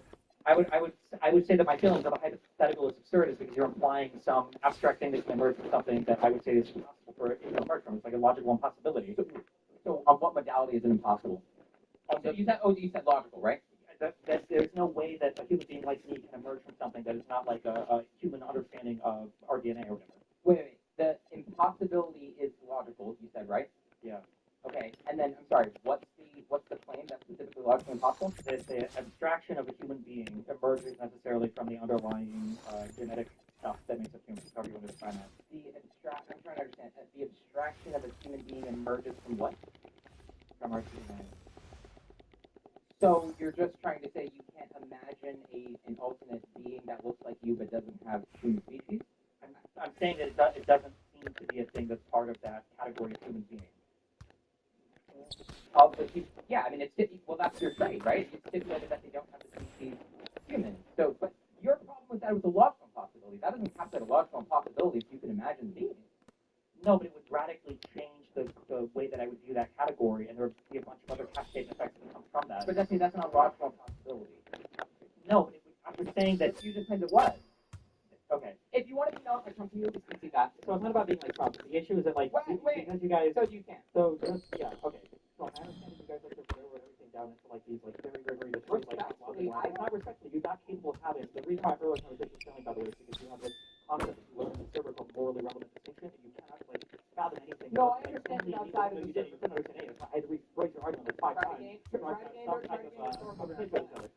So the issue is that like if somebody were to tell me, would you ever recommend drinking radioactive poison?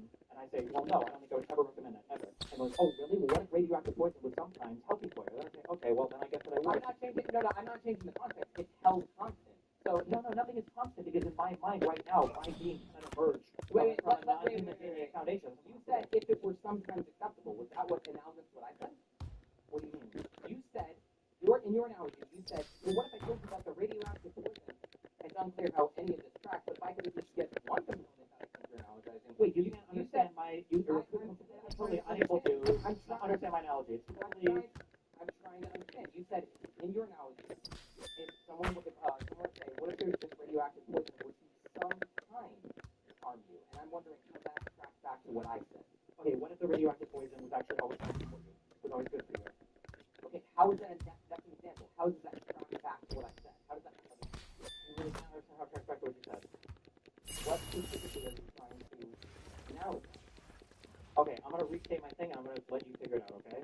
I'm saying that if there is a thing, okay, there's a cup of radioactive poison, and when one of the properties is we let's say it's about to start, okay? And I say you never drink the radioactive poison. And then somebody says, oh yeah, well I measure this thing and actually, this radioactive poison, this stuff you call radioactive poison, this is actually okay for you to drink.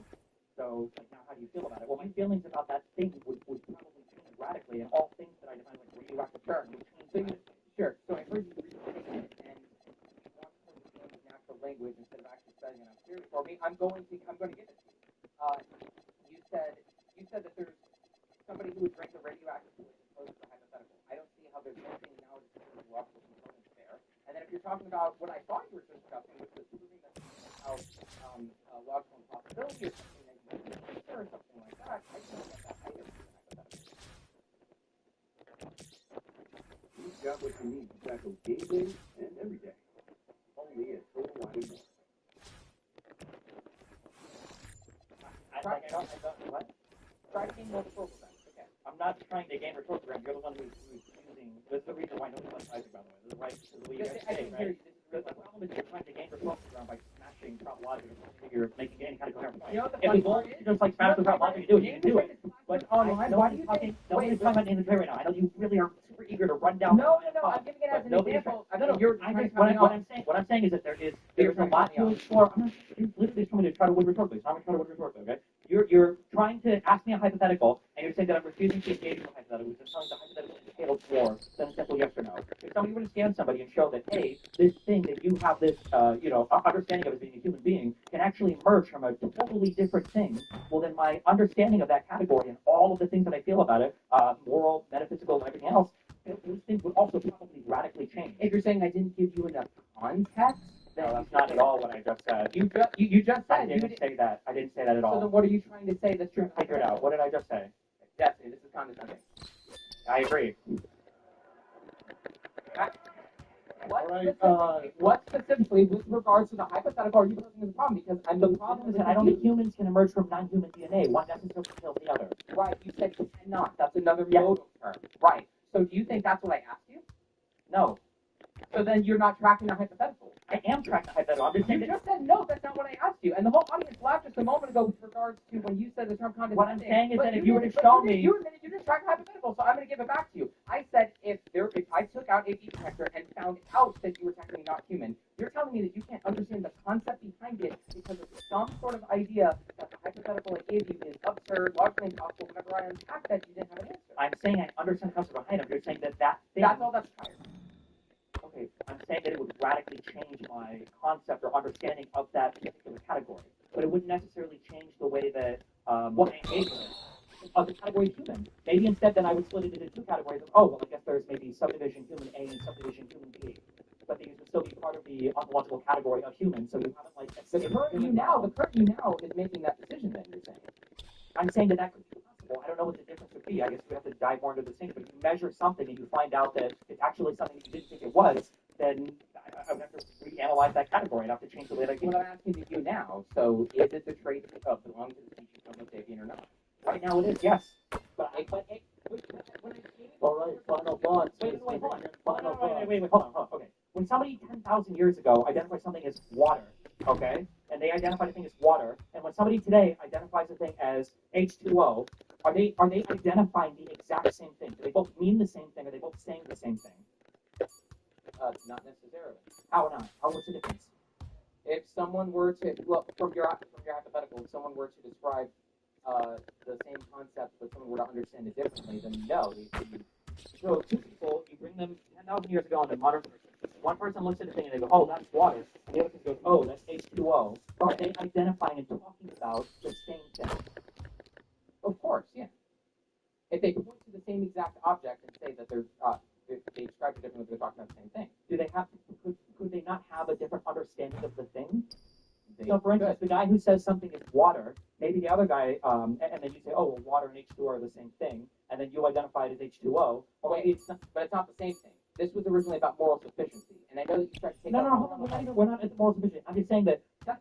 I'm saying that just because we've refined our understanding of water doesn't mean that all of a sudden water doesn't exist. Well, water is the same thing as every other thing. Much the same that if you were to put some kind of detector on me and you were to show that human beings, or what I consider to be human beings, emerge from something, it's not just human DNA. Therefore, species doesn't matter. Well, it might be that species matters, but there's like a further delineation that I would draw. Maybe possibly. When you say matters, that's relative to something, which was originally matters insofar as moral assignment goes. You just said that's not what we were talking about. You said no, it's not about being not about the water and the H2O thing. But that is what the discussion is. It's about you put the paper on. Okay, so here's like a possibility. Let's say you put the paper on me, and you find out that like, oh look, it's not human DNA. It's human B DNA. Then I would go, oh okay. What do you mean by human B DNA? I don't know. Whatever the paper measures. What would the paper measure? That you're not belonging to the species Homo sapien. What the only species Homo sapien is that's a category of stuff that can expand or shrink depending on how we define it, though. Of course, but your trait that you said causes the morally relevant distinction where moral value is lost is just not belong to the species Homo sapien. Sure, but there could be greater subdivisions of the species Homo sapien if that's what you measure on a device. Is that to say that if there was a non-Homo sapien belonging species that you found out you were, that you could possibly value it? Well, it would be hard to imagine. Is that yes? It would be hard to imagine that. You don't want to answer yes or no. I mean, yes, that could be the case. So then it's not the case that necessarily belonging to the species Homo sapien matters to you. You can say it's being subjectively similar. You can say it's beings that are similar. You can name whatever set of traits you want. But you're invited to think about it since I'm not really naming necessarily a trait. I'm naming like a category of things. Is it a thing true of one set of beings versus another set of beings? What does it mean by a thing true of? A characteristic, a property about them. So if I look at humans, you recognize there's a set of characteristics or things to them, right? Sure. Although I'm not. It's not a gotcha. You're not turning off on anything crazy. I can trust you. Oh, okay. So, I think that there's a set of things true of you. That sure, there is a set of things that are called human beings. Yes. I think scientifically right now it's like Homo sapien because we define the characteristics. Right. So those are all the characteristics. Sure. Okay. And so we'll re-explain this again. That the concept of animals have a set of things that are true of them as well, right? Sure. Okay. So that means that you do understand the concept of traits, which is just to say things true of the two sets of beings. And again, again, name the trade is asking where moral value is lost, but who the two sets of beings. So when you say that the trait is belonging to the species Homo sapien, but I were to remove that thing that's true of the being, in this case you, because of the beef detector, then it would have to follow logically. It's not trying to pull a gotcha because I don't care about whether or not you succumb to that position. I would hope that you would actually be logically consistent and not absurd and say that you do have moral value. Yeah, but the problem is you're trying to say that the mistake you're making is you're thinking that if you could show that the underlying property that I cared about is somehow different, that would necessarily explode that underlying property, or I never cared about that underlying property at all. When it might be the fact that there might be, let me explain, there might have been some old person who said, I like to drink water, and water is important to me, but sometimes the water kills something because we need salt water or something else. You go, okay, well actually, no, it wasn't the water, I'm not thinking of it. It wasn't the water that was important, it was the H2O that was important. You can identify that right there, right? So it could be the case that you could identify me as some different species or some finer thing or whatever that I wasn't aware of before, but that wouldn't necessarily say, oh, well, now I'm going to explode my concept of what moral value gets assigned to every single species that exists. So when name the trait is posited to you, the context is held equal of the two things. So, for example, as you understand name the trait with regards to veganism, it's killing me one set of beings for food versus another. With regards to Trump, how I posed it, I said with regards to stripping away children from mothers in, of course, like an innocent context where, they want to be with each other. So when you say, what I don't understand is when you go back to the radioactive point, where I lose you is in trying to track what. How do we and Trump even have a distinction on the traits? What are we even talking about? Wait, can I just get? Actually, I don't know what the distinction was. Me and Trump still identify both as like being like moral decisions or whatever. We just strip up like different. Can I understand what you're trying to say about the radioactive point? Because I don't even think I understood. Which is not an example that comes up in the vegan server. What do you guys normally argue on? What are you talking about? It sounds like you haven't heard like a particular argument before. You can't fathom it. Like you can't follow any of my analogies or any of my particular view is. What my I explained it. No, like, I'll explain it again for you. That's okay. Yeah.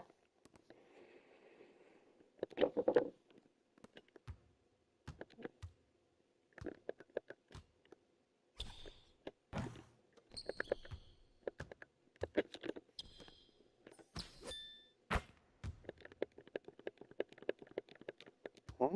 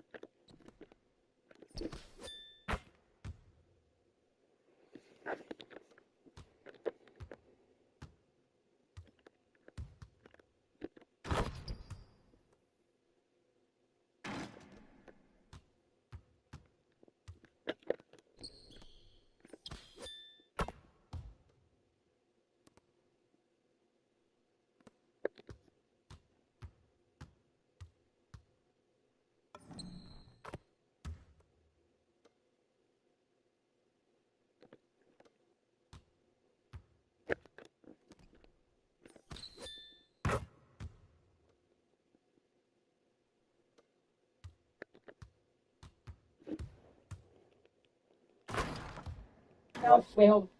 I heard like a particular argument before. You can't fathom it. Like you can't follow any of my analogies or any of my particular view is. Well, I explained it. No, like, I'll explain it again for you. That's okay. Yeah. Wait, hold on. Please don't take advantage of the natural language that I'm defaulting to because I'm just nervous on stage. I'm using. That sounds like something. First of all, I think I'm using natural language most of here. Okay, you're the one that wants to keep harping back on like using the. I'm just trying to make sure I actually understand you, and it doesn't seem like you're trying to understand me or help me to understand you. Okay. So back to the radioactive point.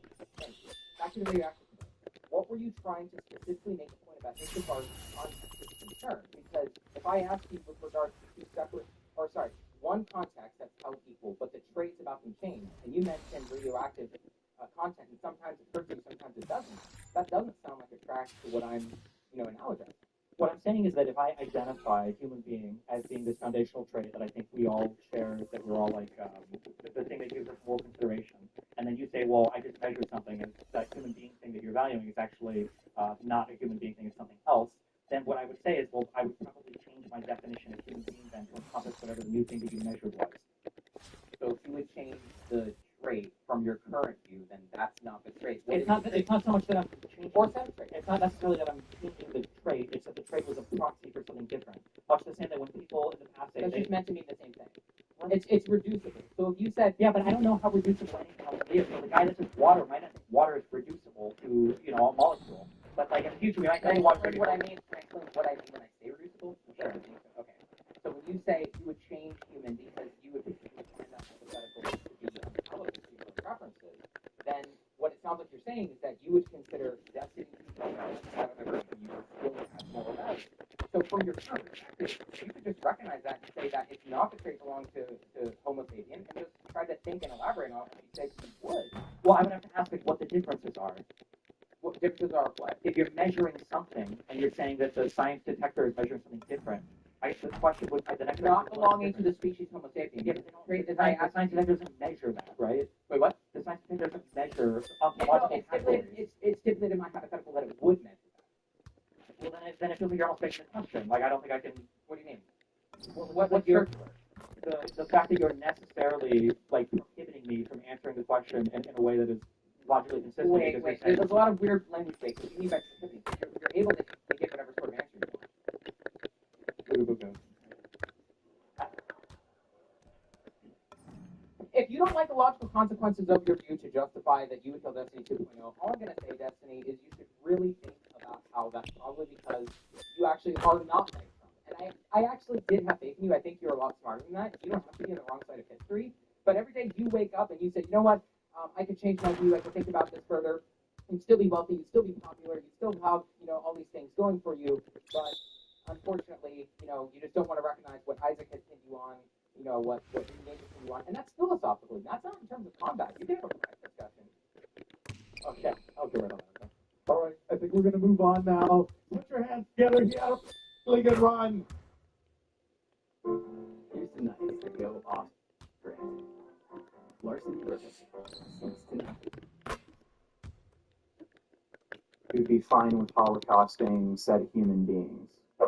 And then that's when you actually. So that's what you mean by many different things. You keep screaming, I don't know what you mean, and then you keep talking.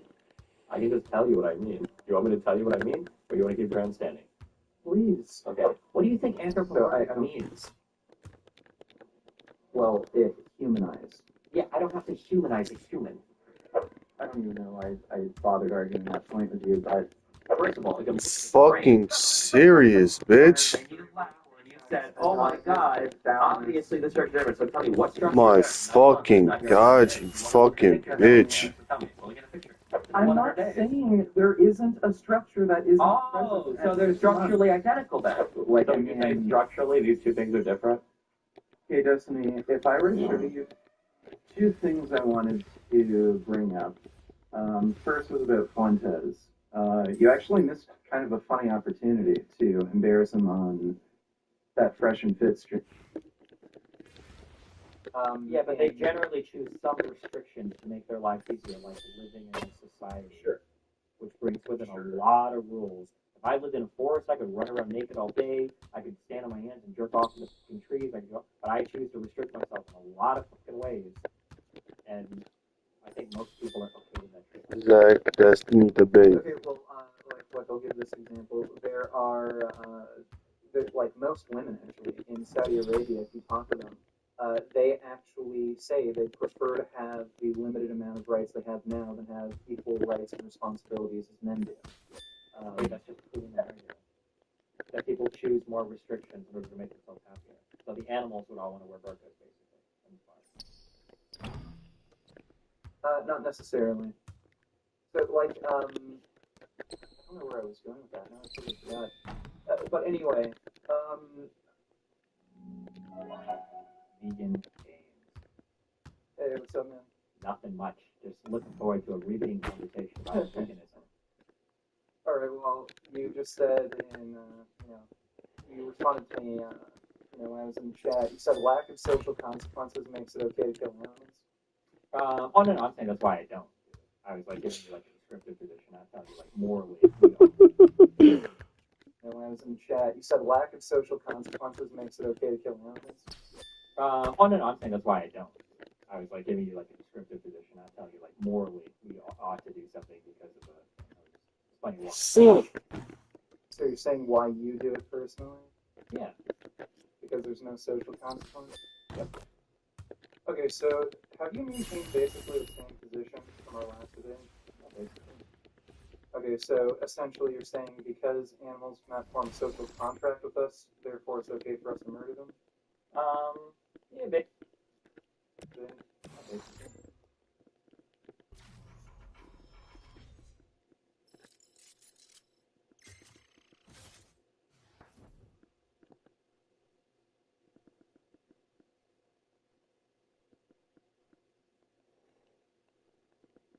Okay, so essentially you're saying because animals cannot form a social contract with us, therefore it's okay for us to murder them? Yeah, basically that there would be like no restrictions for eating them. Okay, wait. Now you're basically going back in the position you basically just said, like when you responded to me in chat. Well, you said because there's no social repercussions for you, therefore it's morally okay to kill animals. Oh, I don't think that there's like I don't believe that there are like acceptable treatment in the world. Well, it doesn't matter if they're like I'm not talking about there being objective moral truths. I believe morally subjective as well. Oh well, if you believe morality is subjective, then why should I care about animals? Okay, well we have our own sort of goals, right? Like we don't want to see children getting raped. Sure. So my goal is to maximize like human well-being. Okay, if your goal is to maximize human well-being, then clearly the world going vegan would maximize human well-being, because if you read the UN's latest climate report, chapter 5, page 76, they actually outline how switching to a completely plant-based food system would improve food security, so it would be able to produce more food, adequate nutrition for a larger population using less land than we currently have today. People on a plant-based diet live longer. They have lower risk of chronic disease. The risk of zoonotic diseases, so like the coronavirus or any other new novel viruses that will pop up, it's going to be massively reduced because we have less contact with animals. And we're certainly not going to put them in these tight confined spaces. We're not going to cage them. We're not going to put bats next to penguins. That's stupid shit. So if you're like interested in maximizing the well-being of the human species, then clearly you support veganism. Yeah, in terms of like economic policy and in terms of like climate policy, of course. Yeah, for sure. So then why the hell aren't you vegan? Because me going vegan personally represents a great cost to my personal life and makes absolutely zero gain in terms of the overall climate of the planet. Why the fuck would I make such a huge sacrifice personally if other people weren't forced to do it? Okay, so let's say banning slavery would be a huge benefit to the human race, which I'd say it is. And you are a slave owner. Wait, let's move to less loaded examples because you're going to do the thing you're like. Why? Well, I would like to. I'm not weaseling out, but the problem is that like if I answer the hypothetical like honestly or accurately, like you're going to take a sound clip and you're going to put it, like the dumbass fucking glasses on and make like. No, I don't do that. You literally do. I literally watched you make a response video where you like wear like the glasses and have the facial hair. You give like my answers verbatim to your things because you're posing like insane hypotheticals, which normally I don't mind entertaining. But like when I know you're gonna strum in the fucking thing, like do the most obscure afterwards, I think that's really annoying. Okay, I made a response video to you once, and I don't recall doing any kind of skits. Okay, for some reason I remember skits of you where you wear like glasses and facial hair. You're like wearing a lumberjack shirt or whatever. Are you sure this is something you did before? Lumberjack shirt. I can't remember me making a video response doing any skits. I recall doing a pretty serious response where basically I was just responding to your position that animals can't form a social contract. But like, look, change. Like the point I'm trying to make here is that change has to start with you. If you want like to see the world go vegan, or if you want to see slavery be abolished, how the hell can you like support these things while owning slaves? Oh well, my fundamental axiom is that I think we should do our best to like maximize human well-being. So I wouldn't be able to own slaves. Right. Okay. And if you want to maximize human well-being, then why would you support the animal holocaust, which negatively impacts the human race? Because me enslaving an individual like violates like to a huge maximum like my individual goal of maximizing human well-being. Me going vegan has a negligible impact on anything in society and represents a great cost for itself. Okay, well, the biggest choice you can make in terms of like your environmental impact, it's actually your diet. So I don't understand how the individual. Do you understand and accept that the impact that any one individual has on climate change is negligible? Okay, any one individual, but the biggest change that you can personally make would be your diet. But that individual change, well, look, do you understand that individual change represents a great personal cost and does essentially nothing for the environment? What do you mean a great? And then you have to make like a significant change to your life in order to do it. Yeah, you really do. No. Yeah, you have to choose the plant-based burgers, right? Then get the normal burger. So I'm not sure like which like ultra fucking like shining white suburb you live in, but like finding like good vegan food in like every part of the world you go to is really difficult. Making like sacrifices, it's not. Making sacrifices, like I know like I live in LA now, so there's like Impossible Burgers and all that shit in a lot of the places around here, but not every single place around the world, not even every single place in the US is like that. And then food is like one of the hugest things of a person's life, like literally like 2 or 3 times a day you engage with food more than almost any other thing. And like the vegan substitutes right now for me taste like shit compared to the actual thing. So in terms of like all the sacrifices I can make in my life, going vegan would be like a pretty big one. Like it would be a pretty big detriment. So like I would have to deal with like 2 times a day. So yeah, I would say that. Giving up on owning a slave would be a pretty big detriment to a slave owner. Thankfully, owning a slave is like right there, like against my maximum like maximizing human well-being. And not owning one slave makes a significant difference in the life of that one slave. Not participating in animal agriculture is basically washing society at the end of the day. So okay, so you're saying it would benefit the human race not to take animal agriculture, but you're still going to support animal agriculture.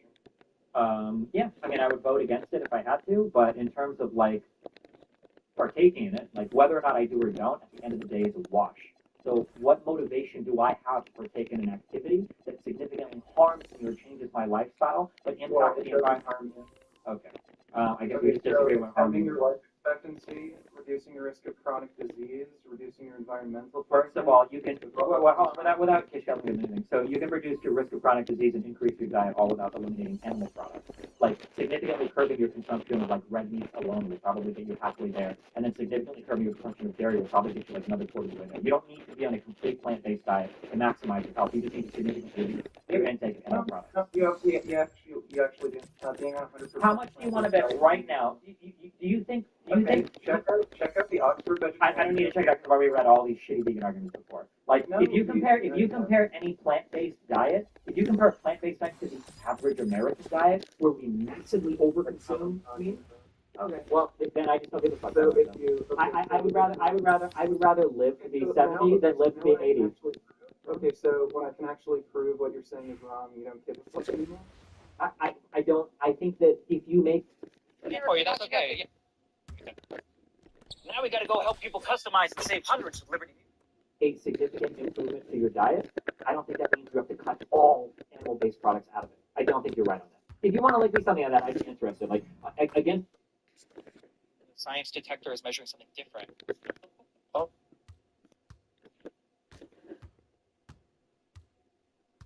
Are not like Trump. And I actually did have faith in you. I think you're a lot smarter than that. You don't have to be on the wrong side of history. But every day you wake up and you say, you know what, I could change my view. I could think about this further. You'd still be wealthy. You'd still be popular. You'd still have, all these things going for you. But unfortunately, you just don't want to recognize what Isaac has pinned you on, what Vegan Games has pinned you on. And that's philosophically. That's not in terms of combat. You can have a private discussion. Okay. a healthy diet All right, I think we're going to move on now. incorporates like a variety of what?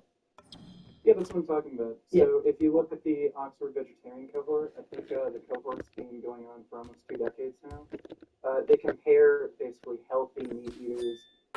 So there's 4 different food or diet categories. There's meat eaters, infrequent meat eaters, pescatarians, vegetarians, and vegans. Only the vegetarians and vegans had a statistically significant reduced risk of all-cause mortality. And they also Can you give me some numbers when you say significantly reduced risk? What does that mean? Okay, let me actually find this for you. I'll look up the Destiny would be an example of somebody who does it better than some of the other I just want some numbers related to are we talking about people that live to 83 versus people that live to 81? Because I'll probably lose 2 years of my life at the worst end of my life, being very fucking old, to eat meat my entire life. Let me just check here. So the studies held mortality in vegetarians and comparable non-vegetarians in the United Kingdom. So yeah, this cohort's been going on for almost 2 decades. And if you scroll down, can you shoot it to me? Yeah, sure. I'll send you a link.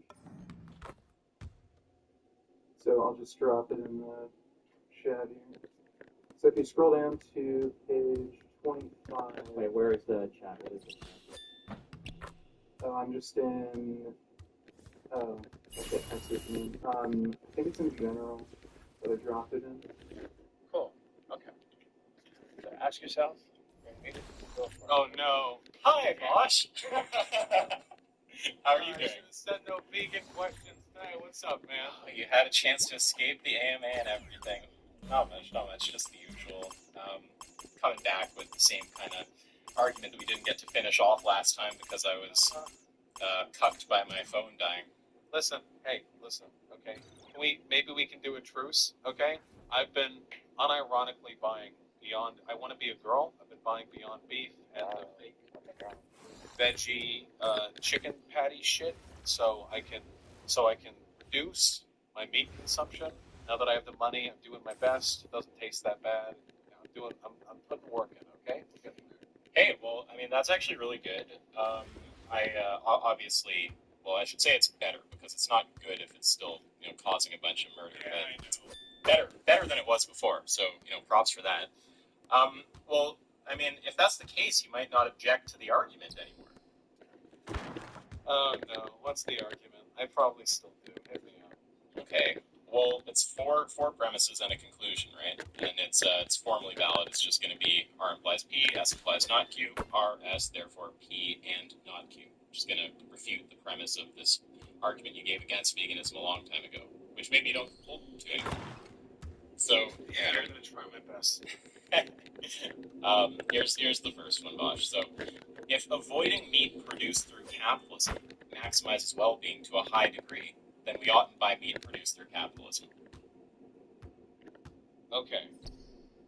We agree about that. That's fun. Well, wait, hold on. Okay, let me get out my notes.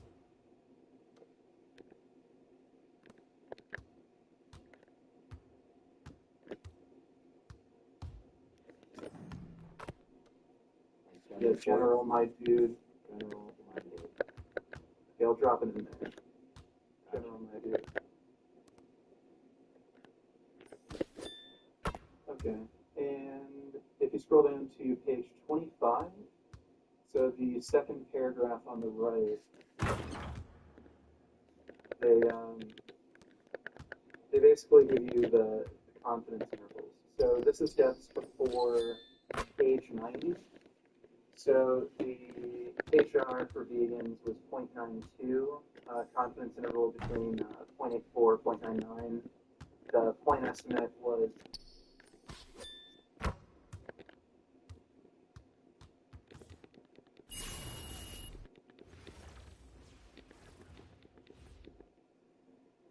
Yeah, so you bought a debate ticket tonight. Okay, there we go. We got one. What's your name? Zachary. Great. You got a pro Trump position. You'll be debating Stephen on.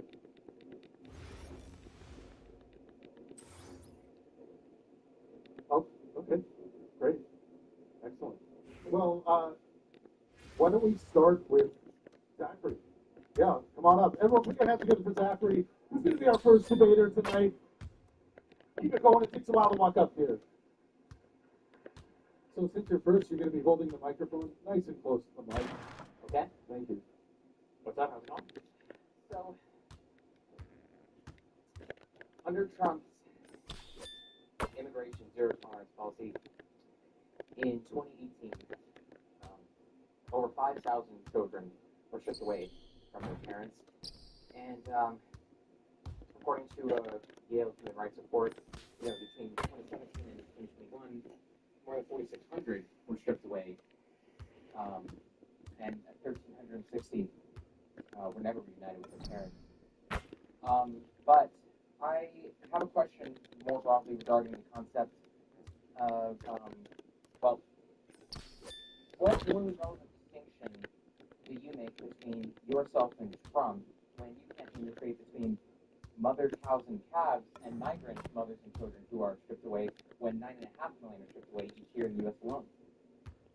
Well, I think the moral difference is there's probably different categories between like humans and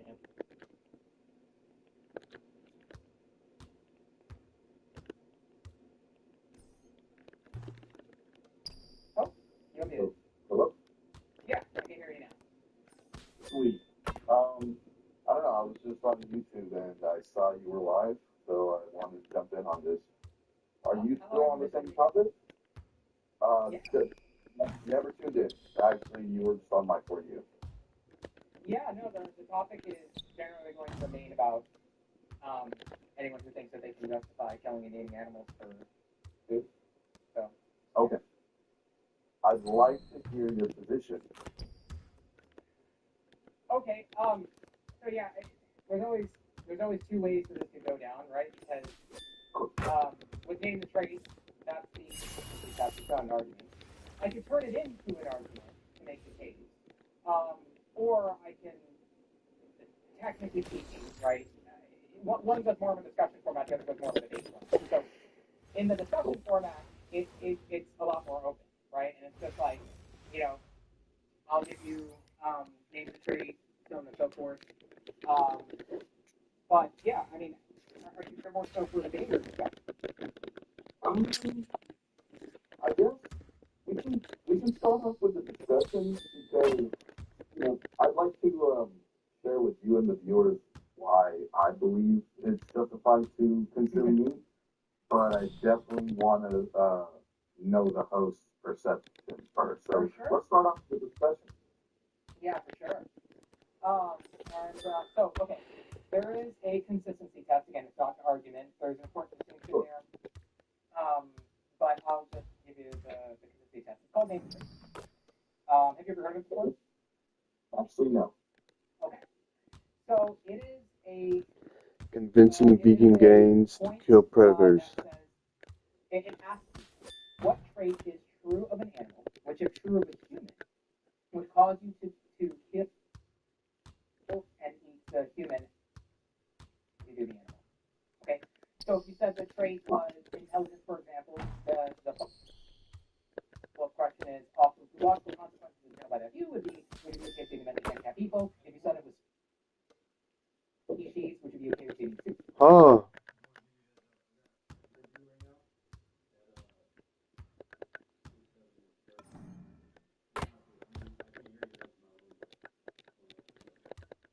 Oh, all right, I'll keep it down.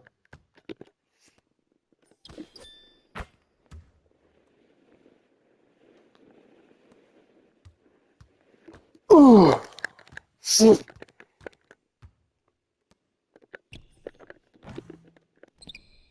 Superman, because I was gold, so you'd be okay with dating mentally handicapped Superman, so on and so forth. Technically speaking, I'll give you a crash course, just a few words. All traits that somebody would give are responsible to the to just a few things. So, for example, if let's say you name the trait social construct, right? I'm going to remind you kindly that like What the fuck happened? These plants are also involved in fractures and go across those farms have to literally peel out dead squirrels, dead rabbits, not to mention that. Yeah, so this guy.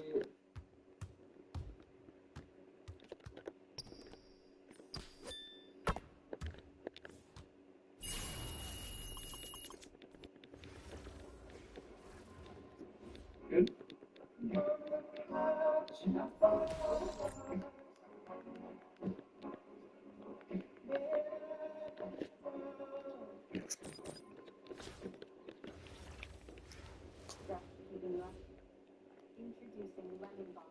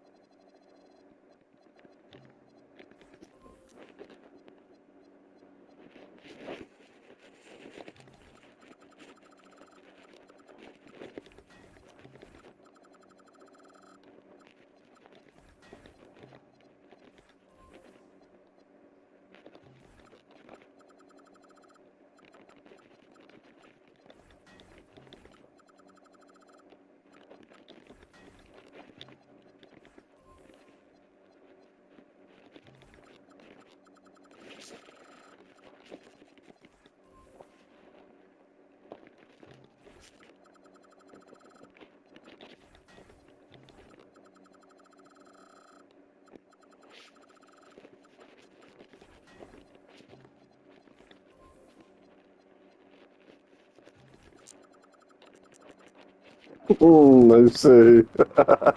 Shut the fuck.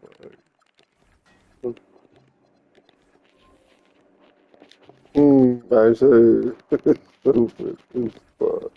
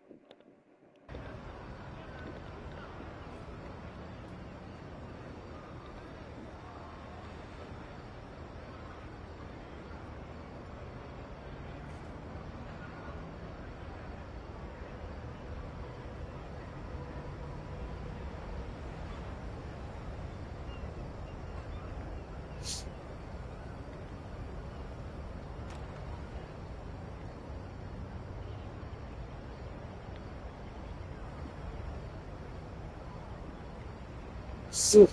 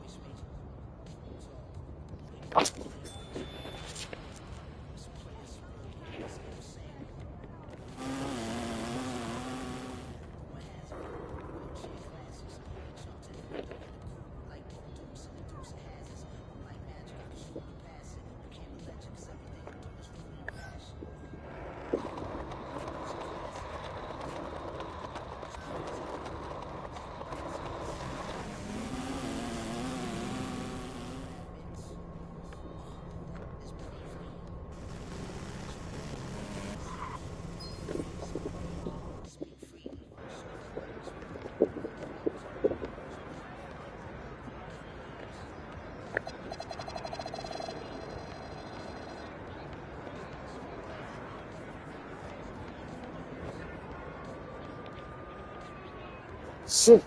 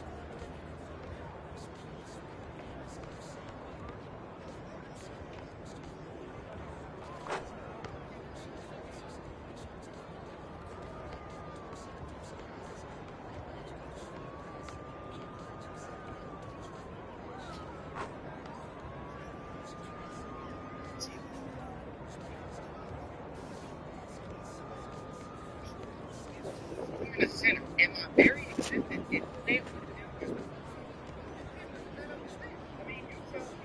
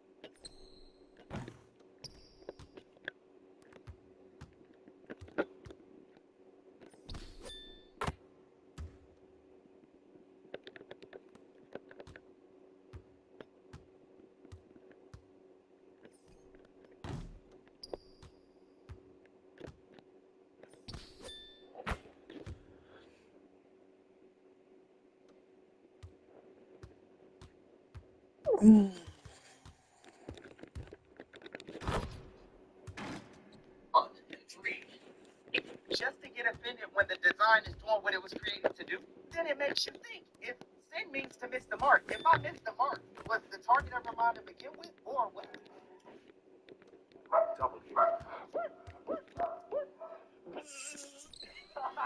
It's really pretty simple.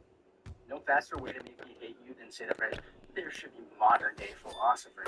What the fuck do you think they do in the philosophy fucking department? It's always like the most pretentious fucking people, and it's like, how are you gonna be fucking pretentious? How are you gonna talk about anti-intellectualism when you haven't looked at JSTOR once in your fucking life? Oh my god, there are modern day philosophers. They publish work every single fucking day, and it's like good stuff. It's better than whatever the fuck Camus or whatever the fuck. Okay, motherfuckers are writing articles about random shit every single fucking day. I can name, several modern day philosophers: Michael Huemer, Graham Oppie, Josh Rasputin. I don't know how to pronounce his last name. Justin Cromet. That's just Richard Swinburne. And actually, I hate you if you're saying that. Like, you didn't even fucking look it up. You were just like, it's like, I like Newton. I wish there were modern day physicists. Shut the fuck up. Right now, at your university, there are 5 to 10 people getting a PhD in philosophy.